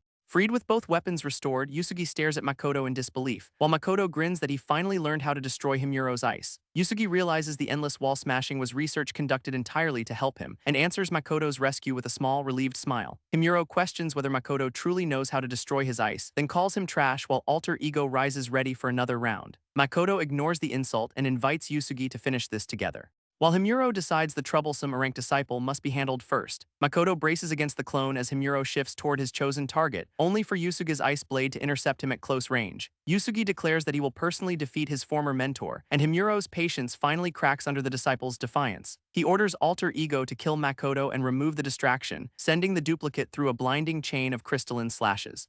Makoto admits its attacks are sharp and undeniably powerful, but compared with Grom, this icy understudy simply lacks nightmare credentials. The comparison gives Makoto his answer and a confident smile returns, while Himuro assumes the lower-ranked hunter is still struggling against the clone. He taunts Yusugi over his friends approaching death during their blade lock, certain no brat could possibly defeat an alter ego at his level. Makoto immediately disputes that theory by cleaving through its crystalline guard, then drives another shadow slash across the duplicate and shatters its body. Himuro stares at the collapsing ice, unable to accept what just happened, and even Yusugi is stunned by how effortlessly Makoto destroyed it. Makoto stands over the shattered duplicate with his shadow blade extended, explaining that Himuro's imitation is nothing compared with the demon Grom.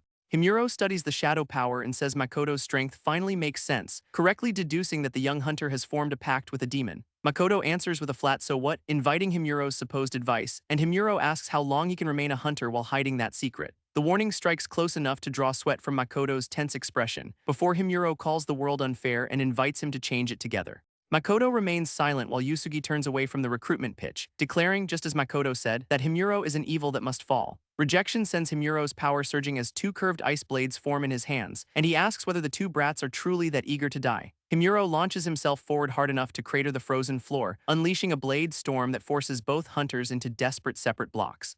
Yusugi crosses both swords while Makoto braces his shadow weapon against the assault, and the truth lands with the next swing. Himuro had been holding back. Another crushing collision floods the chamber with blue light and fractured ice, as Himuro attacks both opponents in one relentless sequence of sweeping strikes. Makoto grits his teeth and catches another blow against his shadow guard, while Yusugi's direct clash with Himuro erupts violently enough to knock Makoto down.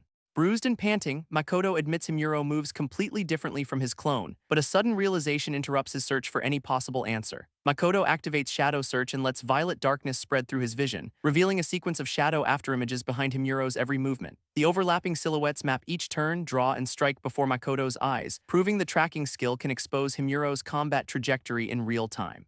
Renoa says the vision can be shared briefly through mana, so Makoto targets Yusugi's eyes, and Shadow Search immediately darkens the rank hunter's sight with violet power. Yusugi's widened blue eye adjusts to the unfamiliar supernatural overlay, allowing him to see the same trail of future-facing movement Makoto sees. When Himuro sweeps an ice blade at his head, Yusugi ducks beneath it cleanly, and the sudden perfect evasion wipes the confidence from Himuro's face.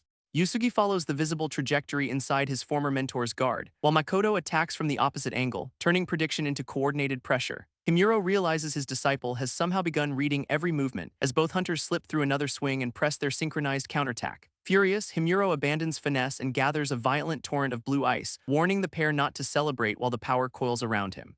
Yusugi recognizes the move and realizes Himuro intends to decide everything through brute force, while Himuro lunges forward, promising to finish them with his ultimate technique. Makoto and Yusugi charge together, refusing to grant him an uncontested finale, but Himuro plants one foot and releases the power gathered beneath him. With Flown manifested behind him, Himuro summons the colossal ice dragon, and the fanged crystalline beast descends upon Yusugi with Yuki at his back. Its impact floods the chamber with a towering eruption of blue-white power, as the roaring dragon tears onward through the storm of shattered ice. Himuro drives the overwhelming attack forward until another explosion consumes the room, washing the nearby equipment beneath frost, debris, and blinding light. One distant figure remains crouched amid the slowly clearing frozen haze, and Himuro rises smiling, convinced the battle has finally ended. A boot quietly touches down behind him while his attention stays forward, because Shadow Search revealed he would remain rooted there throughout the technique. Makoto and Yusugi emerge on opposite sides of the unsuspecting Himuro, who turns too late and demands to know when they reached him. Shadow and ice blades cross through Himuro from both directions in one synchronized strike, cutting him deeply and smashing the detonator at his waist into two pieces.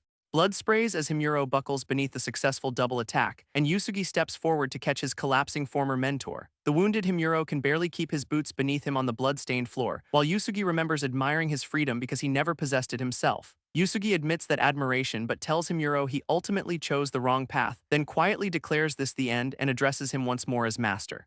Makoto watches in silence as the lesson settles. Every human can make mistakes, even a powerful hunter like Himuro, now bleeding within Yusugi's support. Yet Makoto's violet pact mark remains firm amid the drifting shadows because he and Rinoa must continue along the path they believe is right. The aftermath moves outside beneath the full moon and a quiet violet sky, while reports already identify the facility as the center of the gate break. Yusugi says association personnel will soon arrive and take Himuro into custody, as the former rank kneels alive but fully restrained by heavy ice. Yusugi admits he would almost certainly have lost without Makoto's help, offering sincere gratitude and telling Asuka that he now owes him. Makoto accepts with a handshake, amused to receive thanks for the second time, as vehicles and fresh personnel gather outside the damaged facility.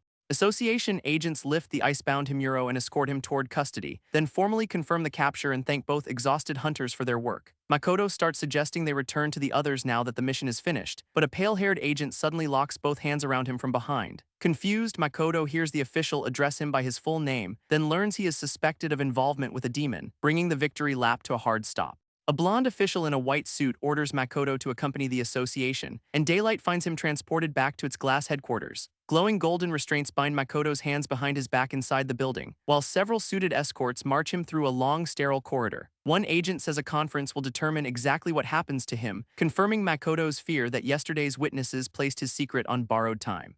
A waiting official directs the prisoner toward the conference room and demands proper manners, so Makoto enters under guard, visibly tense about whoever is waiting inside. The chamber contains several senior figures gathered around a glowing tactical table, including a cheerfully waving Amagi and the stone-faced chairman Kamuro. Two other officials study Makoto carefully, one marked by horn-like coils and black facial lines. Before the doors shut and the abnormal situation conference formally begins, images from Makoto's recent battles appear across the table as evidence, and the panel names his possible involvement with a demon as its central issue. Anti-Abnormality Division Chief Niyama Renji says their response depends on evaluating his situation, then fixes Makoto in his glasses and calls him by name. Niyama asks directly whether Makoto has formed a contract with a demon. And Makoto realizes denial would be useless when the panel already knows the answer. He confirms the contract without hedging and calls Rinoa out before everyone, allowing the black-winged demon to materialize openly behind her partner. The panel recoils at the sight of a humanoid demon standing before them, and Utori Tsubasa rises in red fury, immediately labeling Rinoa Majin. He fires a red blast and vows to erase her existence on the spot, forcing Makoto toward Rinoa as he desperately shouts her name. A sharp finger snap answers before Tsubasa's attack can reach them, and Amaga's golden portal catches the blast, saving the conference from becoming a crater. Amagi calls Tsubasa hasty while holding one marked hand toward him, reminding the furious hunter that their discussion has only just begun. The attacker is confirmed as S-rank Utori Tsubasa, who threatens Amagi next, until Kamuro restores order and commands Makoto to explain the situation. Makoto insists Rinoa is no Majin, but a fallen divine spirit turned demon, leaving the senior officials shocked by a transformation none have heard of before. Another attendee considers the claim while a golden divine spirit watches silently behind him, and Amagi summons Nova to explain the possibility to everyone present. Nova recalls a divine world rumor about an angel falling and becoming a demon. Then Amagi thanks her, turning ancient hearsay into the room's best expert testimony. With Renoa's origin supported, he asks whether further debate serves any purpose, but Tsubasa argues she remains a demon and killing demons is their job. Niyama instead asks the question still hanging over everything: how did she become one? Makoto and Renoa stand uneasily together, knowing the answer must now come from her. Renoa refuses to reveal anything beyond the fact that she became a demon. And Tsubasa drives his fist down as the answer feeds his distrust. He warns that demon involvement risks leaking human intelligence to their enemies, while Makoto protests that Renoa is not the dangerous demon they imagine. Niyama asks whether he can guarantee that claim when lies can hide the truth, leaving Makoto sweating through an answer that never quite reaches his mouth. He scans the uncompromising panel, desperately wondering how to convince them.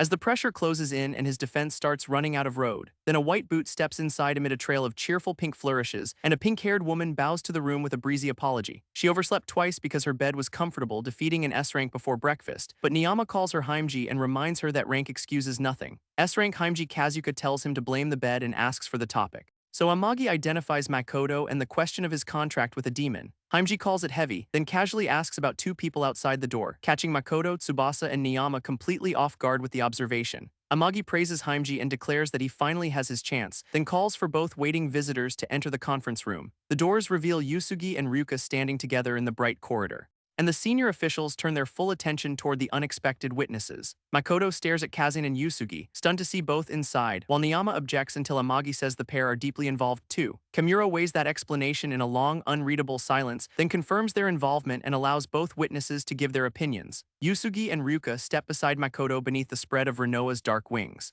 Though Makoto fears defending him could drag them into punishment as well. Yusugi states he could never have stopped Himuro without Makoto and Renoa, and a tense fist clenches as his testimony lands before the panel. Ryuka adds that Renoa fought beside them against Imagine instead of betraying them, then directly begs the assembled officials to take that evidence into consideration. She says both partners face deadly adversity bravely and asks the panel to believe them. Leaving Makoto silent as his friends shoulder the defense he could not prove alone, Niyama notes how much Ryuka's testimony means because she openly hates demons, accepting it as proof Renoa is not presently dangerous while preserving future concerns. Amagi counters that Makoto and Renoa may possess the potential to save the world, but Tsubasa calls that idealistic and warns their odds of betrayal remain higher. Amagi answers that correcting such a betrayal is their job and accepts personal responsibility, leaving Tsubasa glaring while Makoto realizes how much the S-rank is staking. Amagi calls their power humanity's best option against demons and trusts its potential, as Makoto clenches his bound hands and the golden restraints continue glowing. Makoto refuses to let Amagi, Yusugi, and Ryuka's efforts end in vain, while a watch-wearing hand lifts from the table as deliberation reaches its deadline. The conference calls an immediate vote, asking supporters of disciplinary action to raise hands, and Tsubasa's arm shoots upward without a trace of hesitation. Niyama also votes for discipline, keeping caution firmly ahead of sympathy, while Amagi and Haimji remain seated with both hands noticeably down. Tsubasa fumes at them, but Haimji says Yugo's rare conviction and their friendship moved her, prompting him to reject the sentimental commentary and demand Kamuro's decision. The chairman sits with folded arms, holding the room inside another long pause, until the edge of a knowing smile finally crosses his weathered face. Makoto, Renoa, and Ryuka wait rigidly beneath the weight of his judgment, but Kamuro extends a gloved hand and says one matter must come first. He wants to hear both partners' intentions before delivering any final decision, beginning with Renoa and asking why a demon contracted with Makoto. Renoa gathers herself in silence instead of retreating from the question, then steps forward from beside Makoto to answer the chairman directly. She says she wanted to help Makoto because she saw his suffering heart, and because demons are her enemies too, she intends to defeat them beside him. Kamuro accepts the answer, then asks Asuka Makoto what he has to say, leaving both partners shoulder to shoulder as Makoto prepares his own declaration. Makoto begins with a single refusal, his voice steady despite the room, remembering the agony of holding a loved one whose life had been stolen. He refuses to let anyone else lose their life so cruelly and unfairly, vowing to give everything against the demons as his golden restraints flare. Makoto asks Kamuro to use both partners for the sake of the world, drawing quietly satisfied smiles from Haimji and the man who backed them first. With every faction watching, Kamuro announces that he has reached his conclusion, placing Makoto and Renoa under association supervision subject to specific conditions. Both partners stare ahead in surprise as the conditional reprieve lands, while Haimji, Niyama, and Amagi absorb the chairman's unexpected compromise. Yusugi and Ryuka exchange startled looks, their testimony having changed the outcome, but Tsubasa springs up and demands whether the old man is truly certain. His clenched fist trembles, caught between anger and the chairman's authority, as he admits the decision is unexpected and demands a convincing reason. Kamuro releases a measured sigh before answering the furious S-rank, saying Makoto, Renoa, and their allies possess real value to the association. More importantly, he detected no lie in Makoto's eyes or his words, and insists uncertainty has not softened the judgment Tsubasa knows so well. Tsubasa clicks his tongue, the argument finally running out of fuel, then accepts Kamuro's sight while Niyama asks him to state the conditions. Kamuro begins by noting that some demons remain capable of communication, requiring Renoa to share any information in both partners to earn victories through demon subjugation. Their actions must satisfy those conditions and gradually win the association's trust, and Makoto accepts immediately, his answer leaving no room for a footnote. He bows and thanks the entire conference while the golden restraints still glow, but Kamuro makes the arrangement effective immediately and demands everything Renoa knows. Because the case remains secret, Ryuka and Yusugi are asked to leave, before Kamuro admits humanity's current intelligence about demons is severely limited. He starts with the Majin, requesting their powers, structure, and approximate numbers, while Makoto and Renoa stand alone before the chairman's direct inquiry. Renoa estimates roughly 100 Majin and says they possess their own hierarchy, making Makoto recoil at the thought of 100 enemies on that scale. She adds that dozens may equal Amagi or even surpass his strength, which alarms Haimji, though Amagi confidently leaves the nightmare workload to the S ranks. Worse, an unknown being rules both the Majin and demons, though Renoa knows no details, and Kamuro recognizes this apparent demon king as crucial intelligence. When Niyama asks for her source, Renoa finally continues the story of her fall, revealing that demons carried her to their base and invited her to join them. Their sheer numbers overwhelmed her before she could resist the entire force, and although they brainwashed her, she escaped at the last moment with this knowledge. Kamuro next asks why the demons are invading the human world at all, and Renoa explains they share basic necessities with humans, including food and sleep. But their natural instincts drive them to invade and dominate other life. The room sees no obvious defense against an enemy obeying pure predatory instinct, until Renoa separates rational, intelligent Majin from ordinary instinct-driven demons. Their hidden king may therefore be pursuing an entirely different objective, a possibility that draws Tsubasa into some unusually thoughtful silence. Renoa agrees it is possible but knows nothing about the ruler's actual plan. Tsubasa welcomes the mystery, promising to destroy every scheme the king attempts, while Haimji finds the prospect of punishing such a trivial invasion interesting. Amagi also perks up, preferring clever Majin and their king over instinct alone, before the association thanks Renoa and may summon her for future intelligence. Kamuro closes a gloved fist around the decision forged from her answers, declaring that the association's goal itself remains completely unchanged. Every S rank at the table will continue fighting against the demons, while Makoto will remain detained and monitored inside the association as a precaution. The measure will be announced later, and Amagi warns rumors will bring mockery, but Makoto has already heard every cheap insult and calmly accepts that price. The association moves straight toward building his achievements through demon subjugation, though one obstacle still outranks him. He remains F rank with reassessment far away. Niyama turns in disbelief, admitting he never expected this move from Kamuro, but the demon intelligence has fired the chairman up beyond bureaucratic restraint. Kamuro steps directly before Makoto and grants him a personal special reevaluation, leaving both Makoto and Renoa frozen by the sudden offer. Amagi calls it the chairman's infamous bad habit, while Haimji offers theatrical sympathy, and Tsubasa simply declares Makoto dead, making the applicant question everyone's sanity. Kamuro ends the meeting, shoulders Makoto like luggage, and heads for the training hall. Inside the vast arena, he discards his coat and faces Makoto across the floor, ordering the special case to fight him and reveal his true strength. Makoto can only stammer at the prospect of fighting the chairman himself, while Kamuro promises restraint, casually estimating around 10 to 20%. Golden power erupts as Kamuro manifests Yulan, his special rank divine spirit. And Makoto forms a shadow sword, sensing pressure comparable to Amagi's spirit. The others take spectator seats as both armed pairs square off below, with Amagi leaning forward to discover how strong Makoto truly is. Kamuro sets one brutally simple requirement. Makoto must land a single hit, or the chairman will make him quit being a hunter altogether. The reevaluation begins with Kamuro and Yulan surging forward behind Golden Steel, prompting Makoto to beg the old man to stop joking for 1 second. Kamuro plants his feet and begins an ominously calm answer, write a joke. Kamuro appears beside him instantly, saying he tells none in combat, and Makoto's eye widens as the attack reaches him almost before recognition. The chairman's enormous golden sweep crashes straight through Makoto's attempted guard, blasting him across the training hall and hard into its reinforced wall. Makoto sits trembling in the crater, stunned by the weight behind one strike, while Kamuro advances, reminding him that he promised the association results. The chairman demands whether Makoto's brave declaration was merely a convenient lie, and Makoto drags himself upright, shadow sword still held across the distance. His hands remain numb despite Kamuro supposedly treating him gently, but the chairman only asks what is wrong and orders him forward. Makoto releases one steadying breath before choosing another approach, then bursts ahead as Renoa reaches toward him through the acceleration. Shadow Bind lashes around Kamuro's sword arm and locks it in black chains, earning the chairman's first acknowledgement that Makoto possesses a real skill. Makoto dives from above, believing the restrained golden blade cannot stop him, and drives his shadow sword down with the opening fully committed. Kimuro meets the descending blade with his free hand despite the chains, then coolly dismisses Makoto's attack as shallow before it can connect. He warns Makoto that anything short of going all out is pointless, and sends him tumbling away again with another brutally clean counter. Makoto crashes down with another cry as the failed strike empties his lungs, while Kimuro looks over him and declares that he will never land a hit. Makoto forces himself straight back into pursuit despite the latest impact, but Kimuro tears apart Shadow Bind and asks whether anything else remains. Watching that casual escape, Makoto can only wonder whether Kimuro is a monster, as Amagi reaches for the green bottle waiting beside his seat. He takes a deep drink, apparently finding excellent entertainment in Makoto's suffering, then recalls Kimuro beating him just as badly at the beginning of his career. Across the arena, Makoto and the chairman reset at a long distance, while Makoto grips his shadow blade and searches desperately for one possible hit. Kimuro understands the hesitation and decides to begin attacking again himself, launching forward so violently that shattered floor tiles trail behind him. He closes the distance before Makoto can assemble a safer defense, drawing both hands onto the golden weapon for another enormous swing. The radiant arc sweeps across Makoto's guard with arena-wide reach, and Makoto realizes blocking that much force is completely impossible. He abandons the clash and throws his entire body clear of the golden path, landing hard but intact as the destructive sweep tears past him. Amagi explains Kimuro widened the attack deliberately, leaving its motion readable enough to dodge, and Kimuro praises Makoto's reaction before demanding he maintain that pace.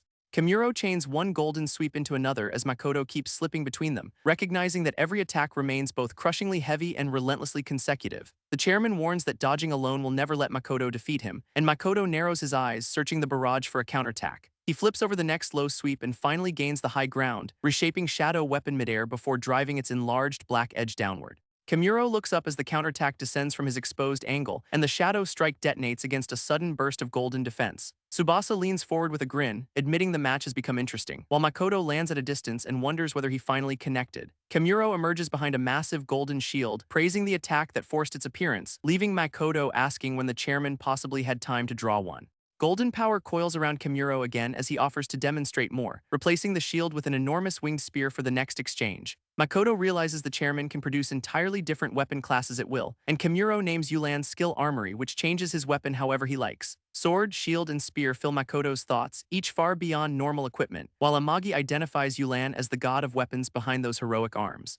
Tsubasa calls Kimuro the strongest fighter in close quarters combat, and the chairman shoulders his golden spear before declaring the second round. Makoto considers a shadow gun, though ranged fire against a spearman feels dangerously risky, while Kimuro compares shadow weapon to a materialization skill resembling his own armory. Fascinated, the chairman asks how Makoto plans to fight his divine arsenal, then sweeps the winged spear across the arena from well beyond sword range. Makoto barely clears the strike, stunned by both its reach and crushing power, before a new threat entering his vision steals his attention. Another golden weapon whistles past as he twists away at the final moment, and Kimuro reveals armory can also deploy multiple weapons through the air. Makoto looks upward, tracking the incoming arsenal instead of the chairman alone, as an enormous golden weapon crashes down beside him with Kimuro advancing behind it. The impact blooms across the floor, turning the landing zone into shattered stone, and its shock sends Makoto skidding sideways with his shadow blade clutched close. Kimuro chains another golden strike beneath Makoto's desperate aerial recovery, then opens one gloved hand as divine light gathers around his fingers. A whole formation of golden weapons surges outward at Makoto together, forcing him to brace his shadow sword against the incoming wall of steel.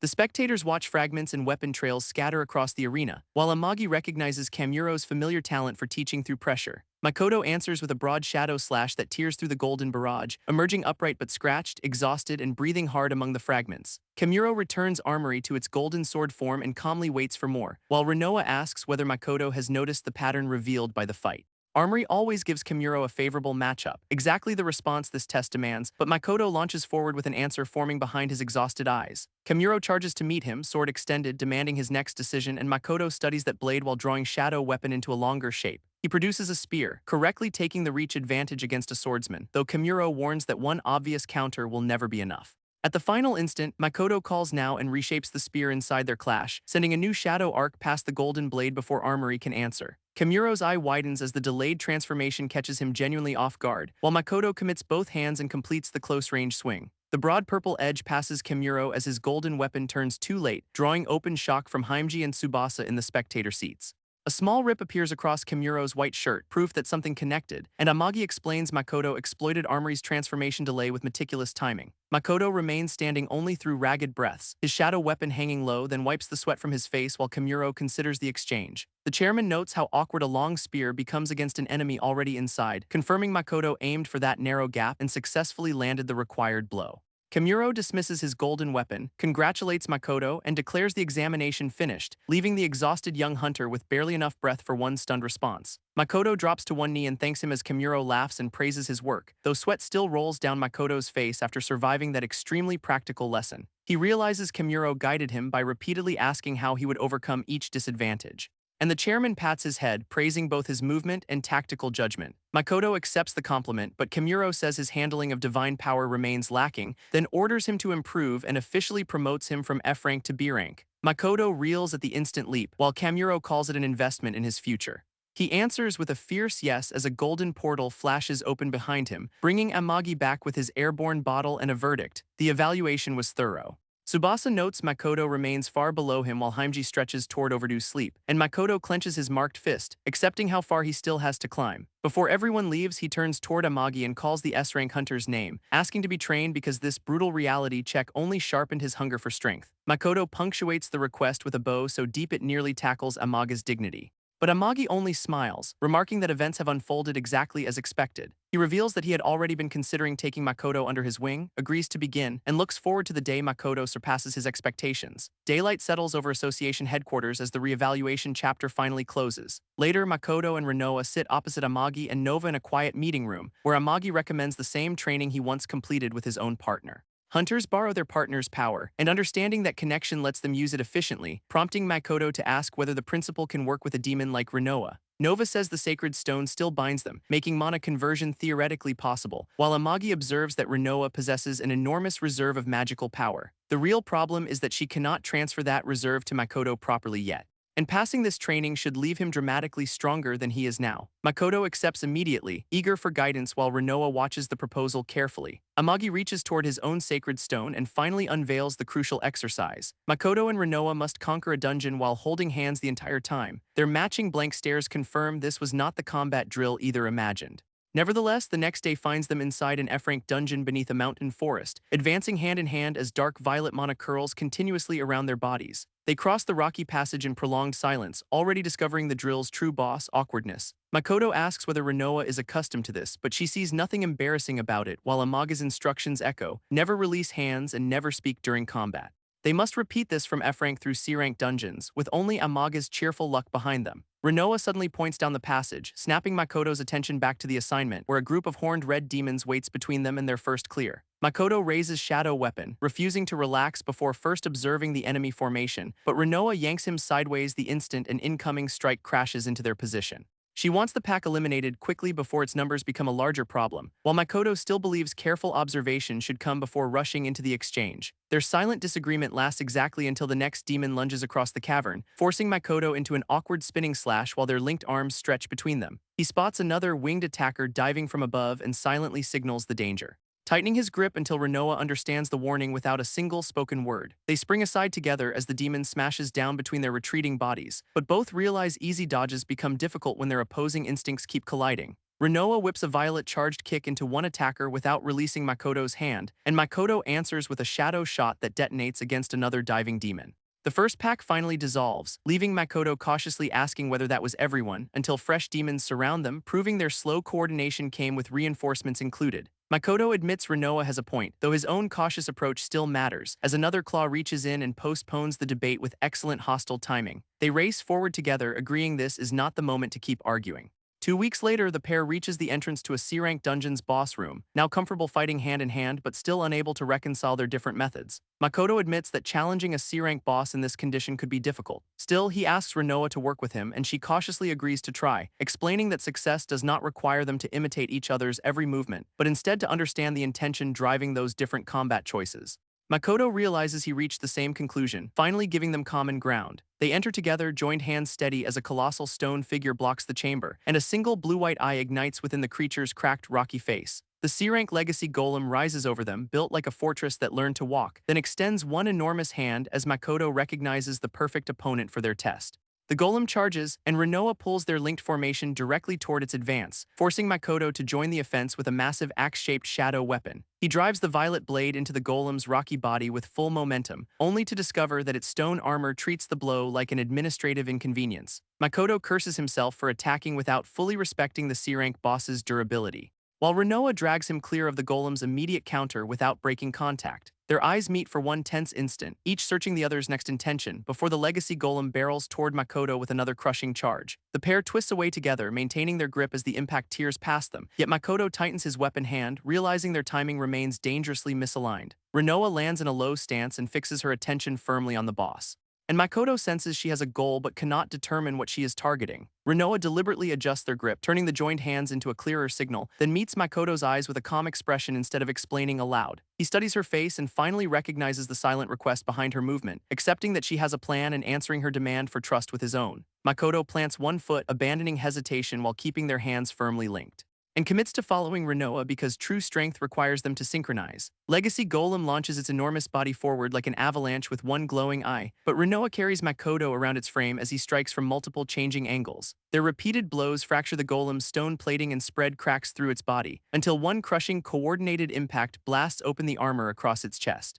A brilliant blue core shines from the broken cavity, finally exposing the boss's weak point, and Makoto realizes he only found it because he trusted Rinoa's chosen path. Rinoa immediately turns toward the opening, determined to finish the golem at once, tightening her grip and pulling Makoto forward for the decisive follow-up attack. This time Makoto pulls back instead, surprising Rinoa before she can reach the core, yet his steady expression shows calculation rather than fear or broken resolve. He asks Rinoa to trust him in return, completing the lesson's two-way contract, as the golem fires a blue beam and they dive together beneath its destructive line. Makoto explains that sometimes they must reassess the situation before committing to an attack, and Rinoa understands his cautious method exists to limit unnecessary risk. Legacy Golem's exposed core continues glowing, blue light pulsing through its fractured chest, and the damaged giant drags itself upright, gathering strength for another assault. Makoto and Rinoa exchange small smiles, their conflicting methods finally understood instead of resisted, just before the golem hurls its massive fists toward them once again. Both stone arms hammer the floor, erupting blue spikes and shattered tiles across the chamber, but the pair tightens its grip and converts the violent opening into a counterattack.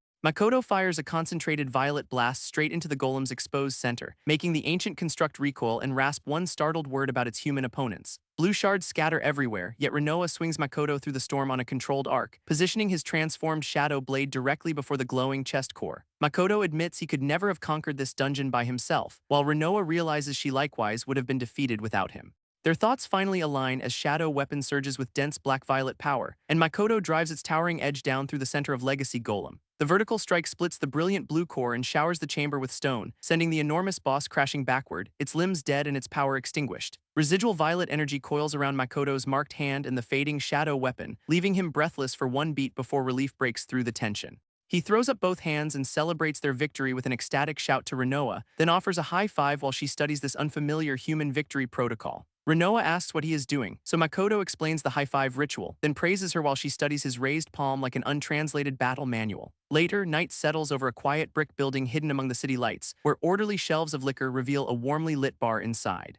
Amagi occupies the counter with his head lowered, hiccuping over another drink, until the entrance bell announces someone arriving behind the seasoned regular. A hand settles a clear spherical ice cube into a glass of amber liquor, and Amagi asks the newcomer how he discovered this secluded place. Makoto answers that Chairman Kamuro told him Amagi is always drinking here, then sincerely reports that the S-rank hunter's guidance helped him tremendously. Amagi studies Makoto's violet presence and says he seems transformed from 3 days ago, openly declaring that the young hunter's growth has surpassed his expectations. Makoto brightens at the praise, momentarily caught without a defensive strategy before revealing that the association has just emailed him a deployment order. He must conquer a B-rank dungeon tomorrow, while Amagi notes many hunters were summoned, describing the operation as a stage where Makoto can finally display his skill. Raising his glass, Amagi urges his student to show everyone what he has gained, and Makoto grips his citrus drink with a confident smile. Their glasses meet as Makoto accepts the challenge with an enthusiastic yes, while the story flashes back several hours to the association's first meeting room. Officials report the emergence of a massive gate, otherwise resembling an ordinary dungeon, so Niyama recommends summoning hunters and asks Chairman Kamuro for his decision. Kamuro orders the selection process to begin, then asks Mishima for its rank, and the system's assessment identifies the enormous dungeon as B rank. The classification catches Kamuro's attention and leaves him weighing the opportunity, before he recommends one hunter whom he expects to accomplish something remarkable. After an uneasy pause, Mishima asks exactly whom the chairman means, and the displayed personnel file answers with Makoto's portrait. The next day dawns over the wooded outskirts of Kanto Prefecture, where numerous hunters gather beneath a gigantic vortex of purple-black energy. Makoto counts 10 participants including himself, his largest dungeon team yet, but a red-haired hunter immediately condemns him for contracting with a demon. Another calls the pact a betrayal of hunters who lost relatives to demons, while Makoto absorbs their anger in silence, refusing to answer recklessness with recklessness. He understands their reaction and decides that de-escalation is the wiser move, even as the group labels him trash, incompetent, and unfit for a B-rank mission. Renoa asks whether he should accept this treatment, but Makoto stays focused on their assignment, until one hostile hunter charges his hand with golden lightning and proposes killing him. The attacker swings a glowing weapon, blasting the ground with a violent electrical surge. And Makoto's violet-packed mark flares as shadows gather around his braced hand. A roaring wall of water crashes through the golden surge before it reaches Makoto, leaving him startled amid scattered droplets with his shadow blade still raised. The pink-haired Kadu holds a swirling water sphere and forbids further fighting between hunters, making the attacker falter even as he tries to protest Makoto's presence. Kadu firmly takes Makoto's hand, turning the confrontation into an emphatic greeting, then dismisses the dispute and assumes responsibility for assigning every team role. Makoto recognizes her as a cheerful rank hunter and influencer with roughly 3 million followers, and finally allows himself a small smile as the hostile atmosphere loosens. Nearby, a green-coated participant quietly confirms that this newcomer is Asuka Makoto. Several minutes later, all 10 hunters have entered the B-rank dungeon, emerging beneath harsh sunlight onto a vast wasteland of fractured rock. The oppressive heat immediately drains the hooded group as Makoto surveys the terrain, while Kadu plants one sneaker firmly upon the cracked stone ahead. The team reaches the rim of an enormous chasm, its depths rumbling beneath them, and Kadu leans over the edge as recognition replaces her initial curiosity. Countless horned demons crowd the darkness below, red eyes glowing through the abyss. Kadu decides she can handle the obstacle and trusts her assessment, asking for water or earth skills to construct a bridge and cross quickly. She then turns toward Makoto with a brisk clap and another assignment, ordering him to monitor unusual demon movement while an earth user lifts stones nearby. Makoto calculates that a sudden attack from the horde could overwhelm their exposed formation. While Kadu waits calmly and 2 assigned hunters drift close behind him, she raises one hand and snaps her fingers, quietly triggering the real plan as the 2 men seize Makoto from both sides without warning. They drag him toward the precipice, leaving him demanding to know what they are doing, and Kadu reveals the team unanimously chose to kill him and stage an accident. His demon pact, she explains, makes standing beside him dangerously unacceptable. While the assembled hunters watch from behind with their decision already made, Kadu states the common denominator plainly: everyone present hates demons. The conspirators hurl Makoto over the ledge and directly toward the waiting horde, leaving shock and fury carved across his face as the cliff races past. Above, they laugh that so many B-rank demons could kill even an A-rank hunter, and Kadu calls murder the best choice before offering a remarkably weightless apology. Makoto continues plunging through the canyon, unable to reach the distant walls, realizing his carelessness has repeated the betrayal that once left him inside Behemoth's chamber. His violet-packed mark blazes to life as he refuses to repeat the ending, and Renoa manifests beside him, but Makoto tells her to leave the fall to him. This time he reminds himself everything is different because he can fight back. Black-violet chains erupt from his outstretched palm and spear across the gap, embedding deep into the canyon wall to give his fall a sudden anchor. The chains catch Makoto and Renoa above the snarling horde, converting freefall into a swing, but the distant rim remains impossible to climb back toward from their position. Makoto identifies the monsters below as B-rank high devils capable of killing him instantly, yet he compresses shadow power into his palm instead of surrendering to the numbers. With their improved synchronization, he believes the current pair can overcome this challenge. Above them, the conspirators finish a crude stone bridge and continue across the wasteland, while the green-coated woman hides behind a boulder, unsure how to act quickly. Below, Makoto grips a newly formed shadow weapon and commits to the descent, dropping behind its colossal violet edge directly into the center of the horde. Surviving high devils immediately surge forward, eager to close every remaining escape route, but Renoa spreads her wings behind Makoto as he settles into a ready stance. Sweeping violet arcs tear through several attackers before their claws can reach him, and Makoto marvels at how dramatically his mana output and physical ability have changed. Another pack rushes from behind, testing whether that confidence survives a blind angle, only for multiple shadow bind chains to catch the leading high devils in mid-charge. Renoa notes they once struggled against this level, while Makoto credits their training. Together they answer the encircling swarm with another enormous crescent of violet power, astonishing the hidden woman who recognizes movement worthy of a B-rank hunter. Her blue-packed mark flashes as she braces one hand against the canyon wall, then she launches herself down the cliff, drawing a startled reaction from below. The descent immediately becomes an uncontrolled fall accompanied by one rapidly lengthening scream, until the green-coated hunter crashes hard onto the canyon floor. He nurses one aching hand, mostly relieved that gravity stopped negotiating and left him alive, only to discover several surviving high devils closing around his kneeling position. Their red eyes and towering bodies freeze him before he can mount a defense, and one clawed strike pulverizes the wall beside his desperate duck. Trapped against the rocks, the terrified hunter can only beg the demons to stop, tears gathering as another attack promises to erase that request completely. Makoto's violet slash tears across the gap first and cuts down the attacking high devil, leaving the rescued stranger staring up and uncertainly calling Makoto's name. Makoto approaches with equal confusion and asks who this person is, while the last defeated demons dissolve and the stranger bows in gratitude. He introduces himself as Izumi Yuki, assuming Makoto has never heard of him, but Makoto recognizes the name of the youngest person ever to become a hunter. The record impresses him, though he admits he expected its holder to be a girl, and Yuki awkwardly clarifies that he is a man despite his appearance. Rinoa studies him and bluntly concludes that lying is not good, so Makoto explains that appearances can vary and she cautiously accepts the correction.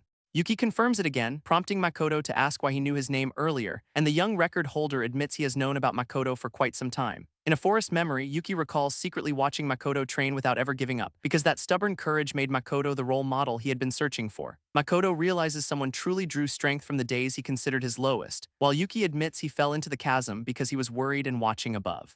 Calling their meeting fate, Makoto offers his hand and invites Yuki to join them, and Yuki accepts so eagerly that hesitation never even makes the guest list. With three now gathered beneath the sunlit cliffs, they resume moving through the canyon, where Makoto bunches the remaining high devils together inside a cage of violet chains. One sweeping shadow strike clears the restrained group, and he declares it the last.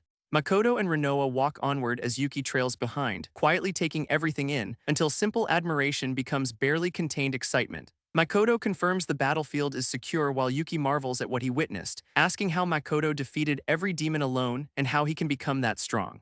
Makoto searches for an answer, but Rinoa honestly credits their hand-holding dungeon clears, and the subject of power drags Yuki into a memory of injured comrades and furious accusations. Trembling before the scene, he insists he never intended any of it, as wounded hunters lie around him and his apology struggles to catch up. The memory locks Yuki in silent panic, its old judgment still cutting on contact. Back in the canyon, Makoto apologizes for stirring that pain, while Yuki apologizes for speaking strangely. A flame-shaped spirit comforts Yuki as Makoto recognizes skill-born trauma will not vanish easily. Makoto lowers himself beside shaken Yuki instead of leaving him alone with the memory, and says that despite meeting today, he can see Yuki has always done his best. Yuki listens beside the hovering flame as Makoto's reassurance reaches him, promising that honest effort will not betray him even if progress takes time. For now, Makoto adds, Yuki's desire to help is already more than enough. No one has ever told Yuki that, deepening his conviction that Makoto truly is amazing.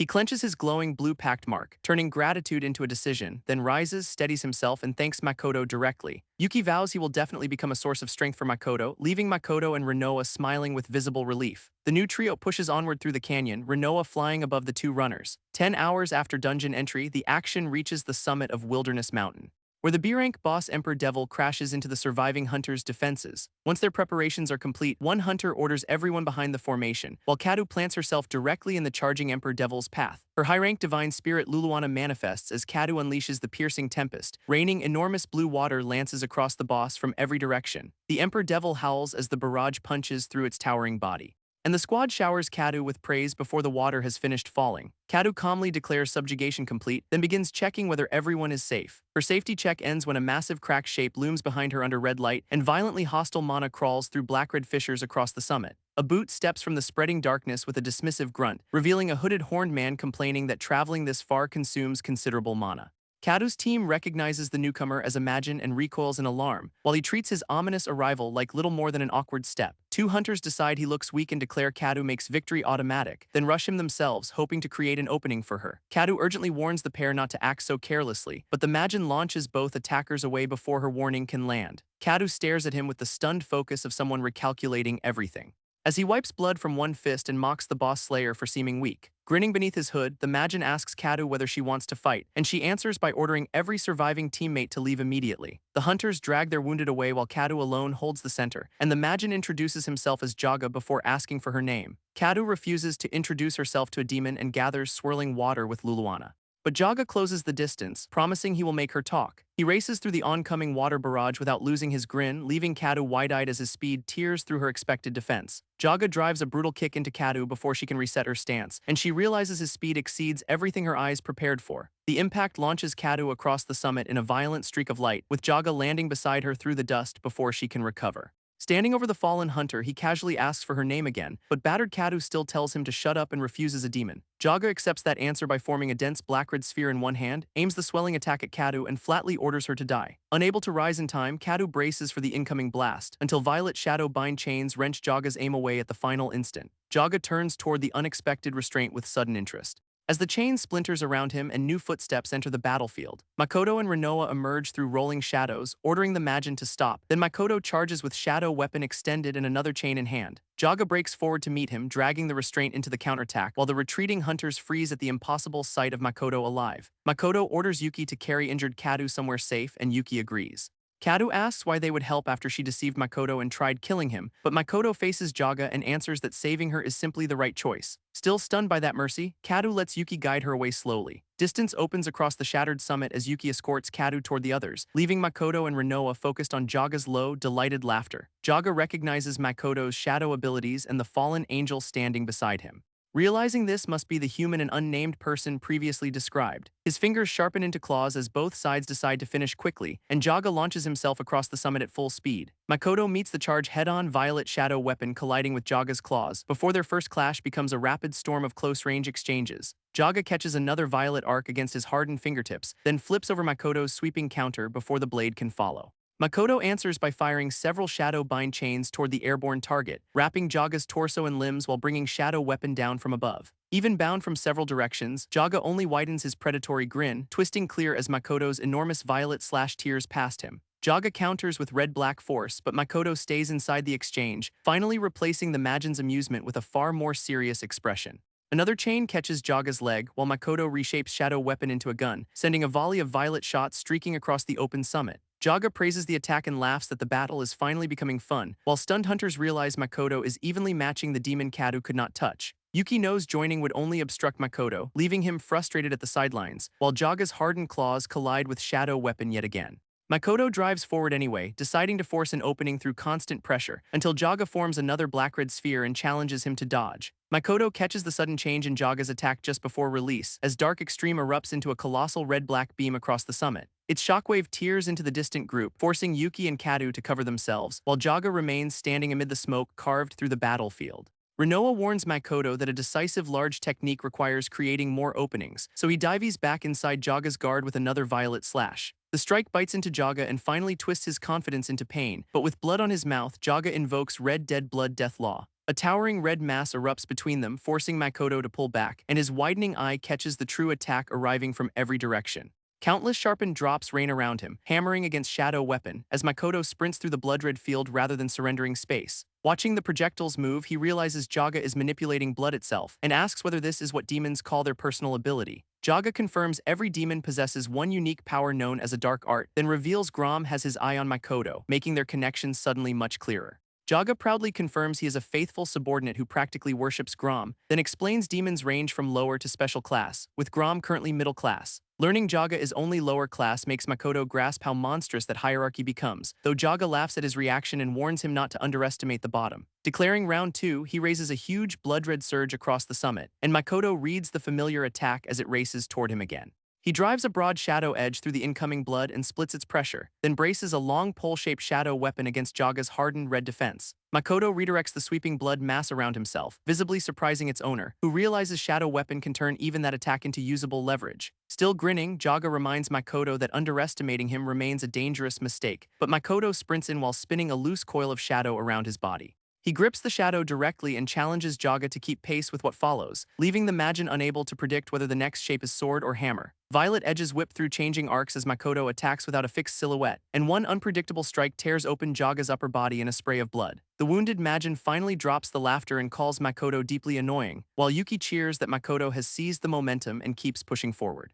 Blood now drips freely between Jaga's boots onto the cracked stone, and Makoto holds the reshaping shadow ready, poised to exploit that opening. Wounded but still grinning, Jaga announces that he has found a better idea, then sends thin blood tendrils racing past Makoto toward the distant hunters. The Crimson Whip sees Kadu, Yuki, and the survivors, binding them all at once, so Makoto charges after them and condemns Jaga's cowardly move. Jaga merely says it is too late as the blood restraints draw taut, leaving every captive staring at the incoming danger with nowhere to move. Kadu shuts her eyes, certain the strike is about to hit, and the blood attack crashes down in a violent black-red burst. Yet Kadu opens her eyes alive, bearing only a thin cut across her cheek, because Makoto took her place and let multiple crimson spikes pierce his body. Even skewered through the back and torso, he remains standing between Jaga and the hostages, making Kadu demand why he would go so far to save them. Jaga cashes in the opening by wrapping Makoto from head to toe in blood tendrils, while Yuki cries out and realizes that the blood whip must be stopped. His marked fist trembles. He has practiced controlling his ability, but the fear never left as Jaga calls compassion Makoto's weakness and prepares Red Gale Blood Storm Blade. Yuki stares at the gathering attack, terrified but unable to keep watching, then remembers Makoto's assurance that sincere effort never betrays its owner. He renews his promise to someday become someone Makoto can rely on, and finally clenches his marked fist as orange light flares around it. Flames coil around Yuki as he remembers that Makoto believed in him, and a blazing spirit manifests behind him when he vows to save Makoto. Both Makoto and Jaga turn toward the sudden power in open surprise, just before an enormous orange explosion erupts across the blood restraints. The blast swells into a wall of fire, swallowing the summit in light and smoke, while its flames burn through the crimson tendrils wrapped around every captive. When the smoke thins, the blood whips are gone and the hunters stand free, leaving Kadu stunned by the explosive power Yuki's old trauma kept buried.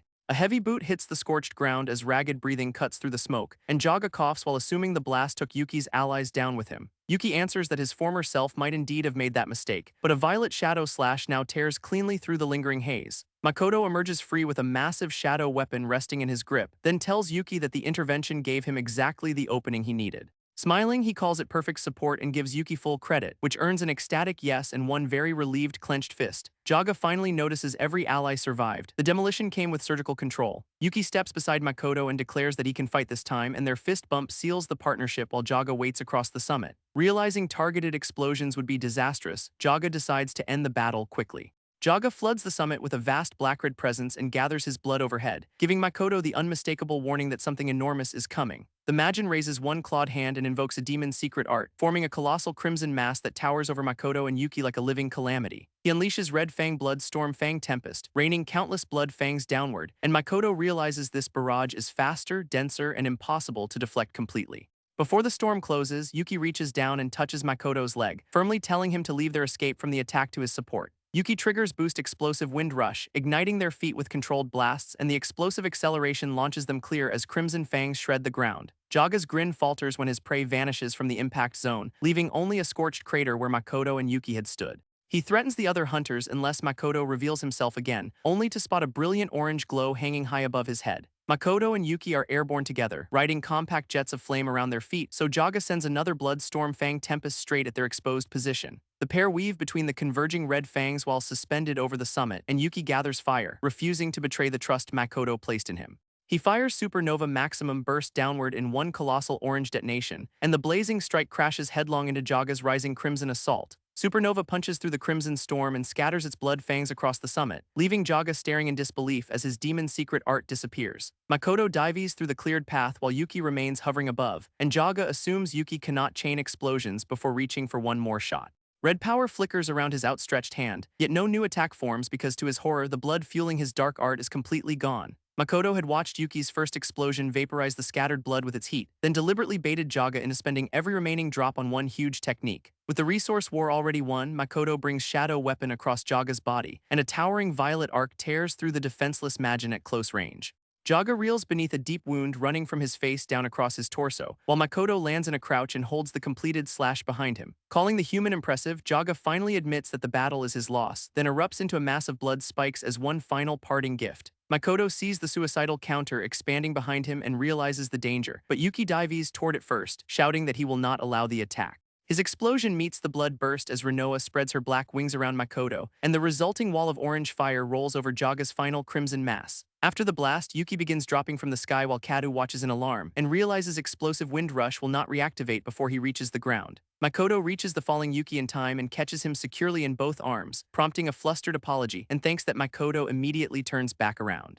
He says victory was only possible because of Yuki and thanks him sincerely, and relieved tears begin gathering at the corners of Yuki's eyes. Yuki promptly bursts into loud sobs, declaring how glad he is, while Renoa calls him an innocent girl and Makoto's confidence in the official story collapses. The surviving hunters rush over, amazed that Makoto and Yuki defeated a demon, then thank them for saving everyone and hail both fighters as heroes.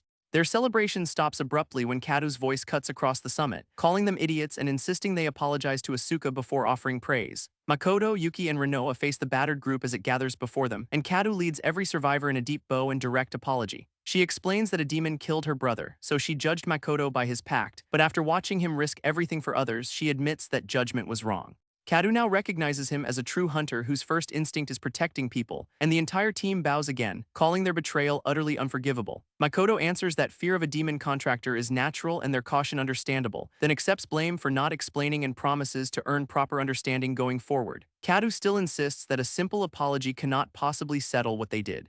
But Makoto says their actions already conveyed enough and asks them to stop bowing. Makoto's easy smile makes it clear that he has already closed the matter, and Kadu looks up, surprised by how completely he has accepted them. Her tension finally breaks into a grateful smile as she thanks Asuka-kun, then immediately promotes him to Makoto Shichai and declares that he is seriously cool. She promises to repay her debt, leaving Makoto more confused by the nickname than relieved. While Yuki claims a matching debt and Makoto protests that neither one exists. The next day, Kamuro meets Makoto at headquarters and praises the demon victory, accepting that others helped but stressing that Makoto still led the successful subjugation. Calling that achievement sufficient, Kamuro shakes his hand and officially cancels his punishment, then says the association will announce the decision publicly the following day.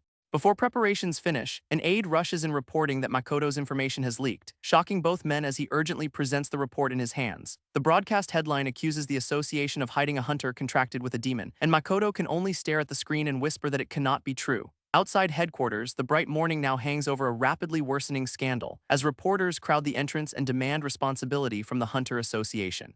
Kamuro closes the office curtain, grimly facing the exact crisis he wanted to avoid, then orders an immediate emergency press conference and sends the aide outside. Makoto apologizes and offers help, but Kamuro says the association chose to accept him, warning that publicity is dangerous and ordering him into a prepared room until things settle. The command still leaves Makoto staring down the weight of the scandal, but he clenches one fist, reins in his frustration, and agrees to wait. That afternoon, reporters fill the association's large hall for the emergency conference, where Kamuro announces that they will address the hunter contracted with a demon. He confirms the pact as undeniable fact and says the association officially recognizes it, immediately drawing an accusation that the organization must be colluding with demons. Kamuro rejects that outright, explaining Renoa was formerly a divine spirit with no demon ties.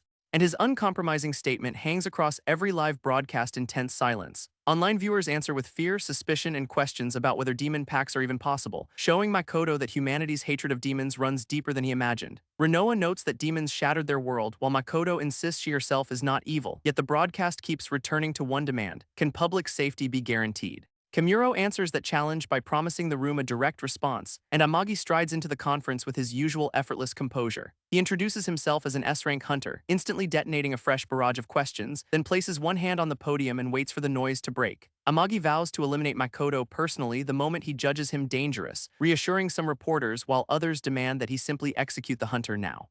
He refuses, declaring Makoto and Renoa necessary for humanity's future as the crowd demands proof, and explains that revealing Makoto would only invite everyone present to attack him. With the leak already drawing fierce backlash, Amagi admits the situation became troublesome, while someone quietly taps open the live conference on a phone. Makoto watches calls for punishment flood the chat and desperately wonders what to do. Until a new livestream notification cuts through the digital firing squad. He recognizes the sender at once, as Sarah Channel launches an emergency expose on the hunter contracted with a demon. The press hall erupts over Kato Sarah's promised information and scrambles to watch, forcing even Kamuro and Amagi to share a tablet, while Makoto and Renoa brace over the same phone in their room. Sarah's bright channel intro splashes across every screen, and she cheerfully announces secret footage about the trending scandal, promising viewers the contracted hunter's true nature before rolling the clip. Makoto appears walking through the recording, his face visible in stark profile, and reporters smell a villain's story, already thanking Sarah and drafting their headlines. Instead, the footage shows him charging straight at a vicious humanoid demon, cutting low beneath its assault and striking back with his shadow blade. The demon grins and gathers another blood-red attack, then the recording shows Makoto impaled by multiple spikes yet still upright. The reporter's hot takes freeze mid-upload as the evidence rewrites their angle, while the clip continues through Makoto's brutal battle. Shadow power erupts across the recorded battlefield as Makoto keeps fighting, before the video settles on him standing beside the black-winged Renoa. When the footage ends, silence drops over the entire press hall. And Amagi gives Kimuro a quiet, knowing smile. Viewers praise Makoto and Renoa while Sarah apologizes for her deliberately misleading opening, then asks who can still call him dangerous after he risked everything protecting others. Looking straight into the camera, she says everyone watching needs to hear this. Makoto is nobler than anyone and a hunter who truly protects people. Sarah accepts any attacks aimed at herself but begs the public to believe in him. Bowing toward the camera with one final plea as the hall finds its voice. Reporters admit he looked nothing like a villain and few hunters could match that courage, while Sarah declares no hunter is cooler and assumes everyone must be moved. Support floods the chat instead, leaving even the confident influencer briefly stunned. She asks whether Makoto is watching and hopes this begins repaying her debt, drawing a small, grateful smile from him. Makoto thanks Sarah as Renoa smiles beside him, his good choices finally returning dividends. Sarah ends the stream and cheerfully directs any remaining questions to her messages, leaving the press hall with far less ammunition than it brought. Amagi decides the vanished hostility makes a formal question session unnecessary, and Kimuro again declares Makoto essential to both the association and the world. Sarah's emergency broadcast officially ends. And Renoa gently checks on Makoto when he bows over the phone in tears. He insists their mission remains unchanged and vows they will save the world, while Renoa smiles and makes that same promise her own. Several years later, countless hunters gather beneath a supermassive violet gate and the waiting cameras swing toward the arriving front line. Haimji, Tsubasa, and Amagi stride forward among humanity's strongest hunters until one reporter spots an even more remarkable arrival. An older Makoto Asuka approaches with Renoa openly standing at his side, and together they join the elite force advancing toward the gate. Makoto remembers living in the shadows and credits everyone who believed in him, especially Renoa, who continued fighting beside him through every step. She declares that fighting with Makoto until the end gives her existence meaning, and he promises they will defeat the demons and restore humanity's light. With a fist bump sealing the vow, Makoto and Renoa charge forward together.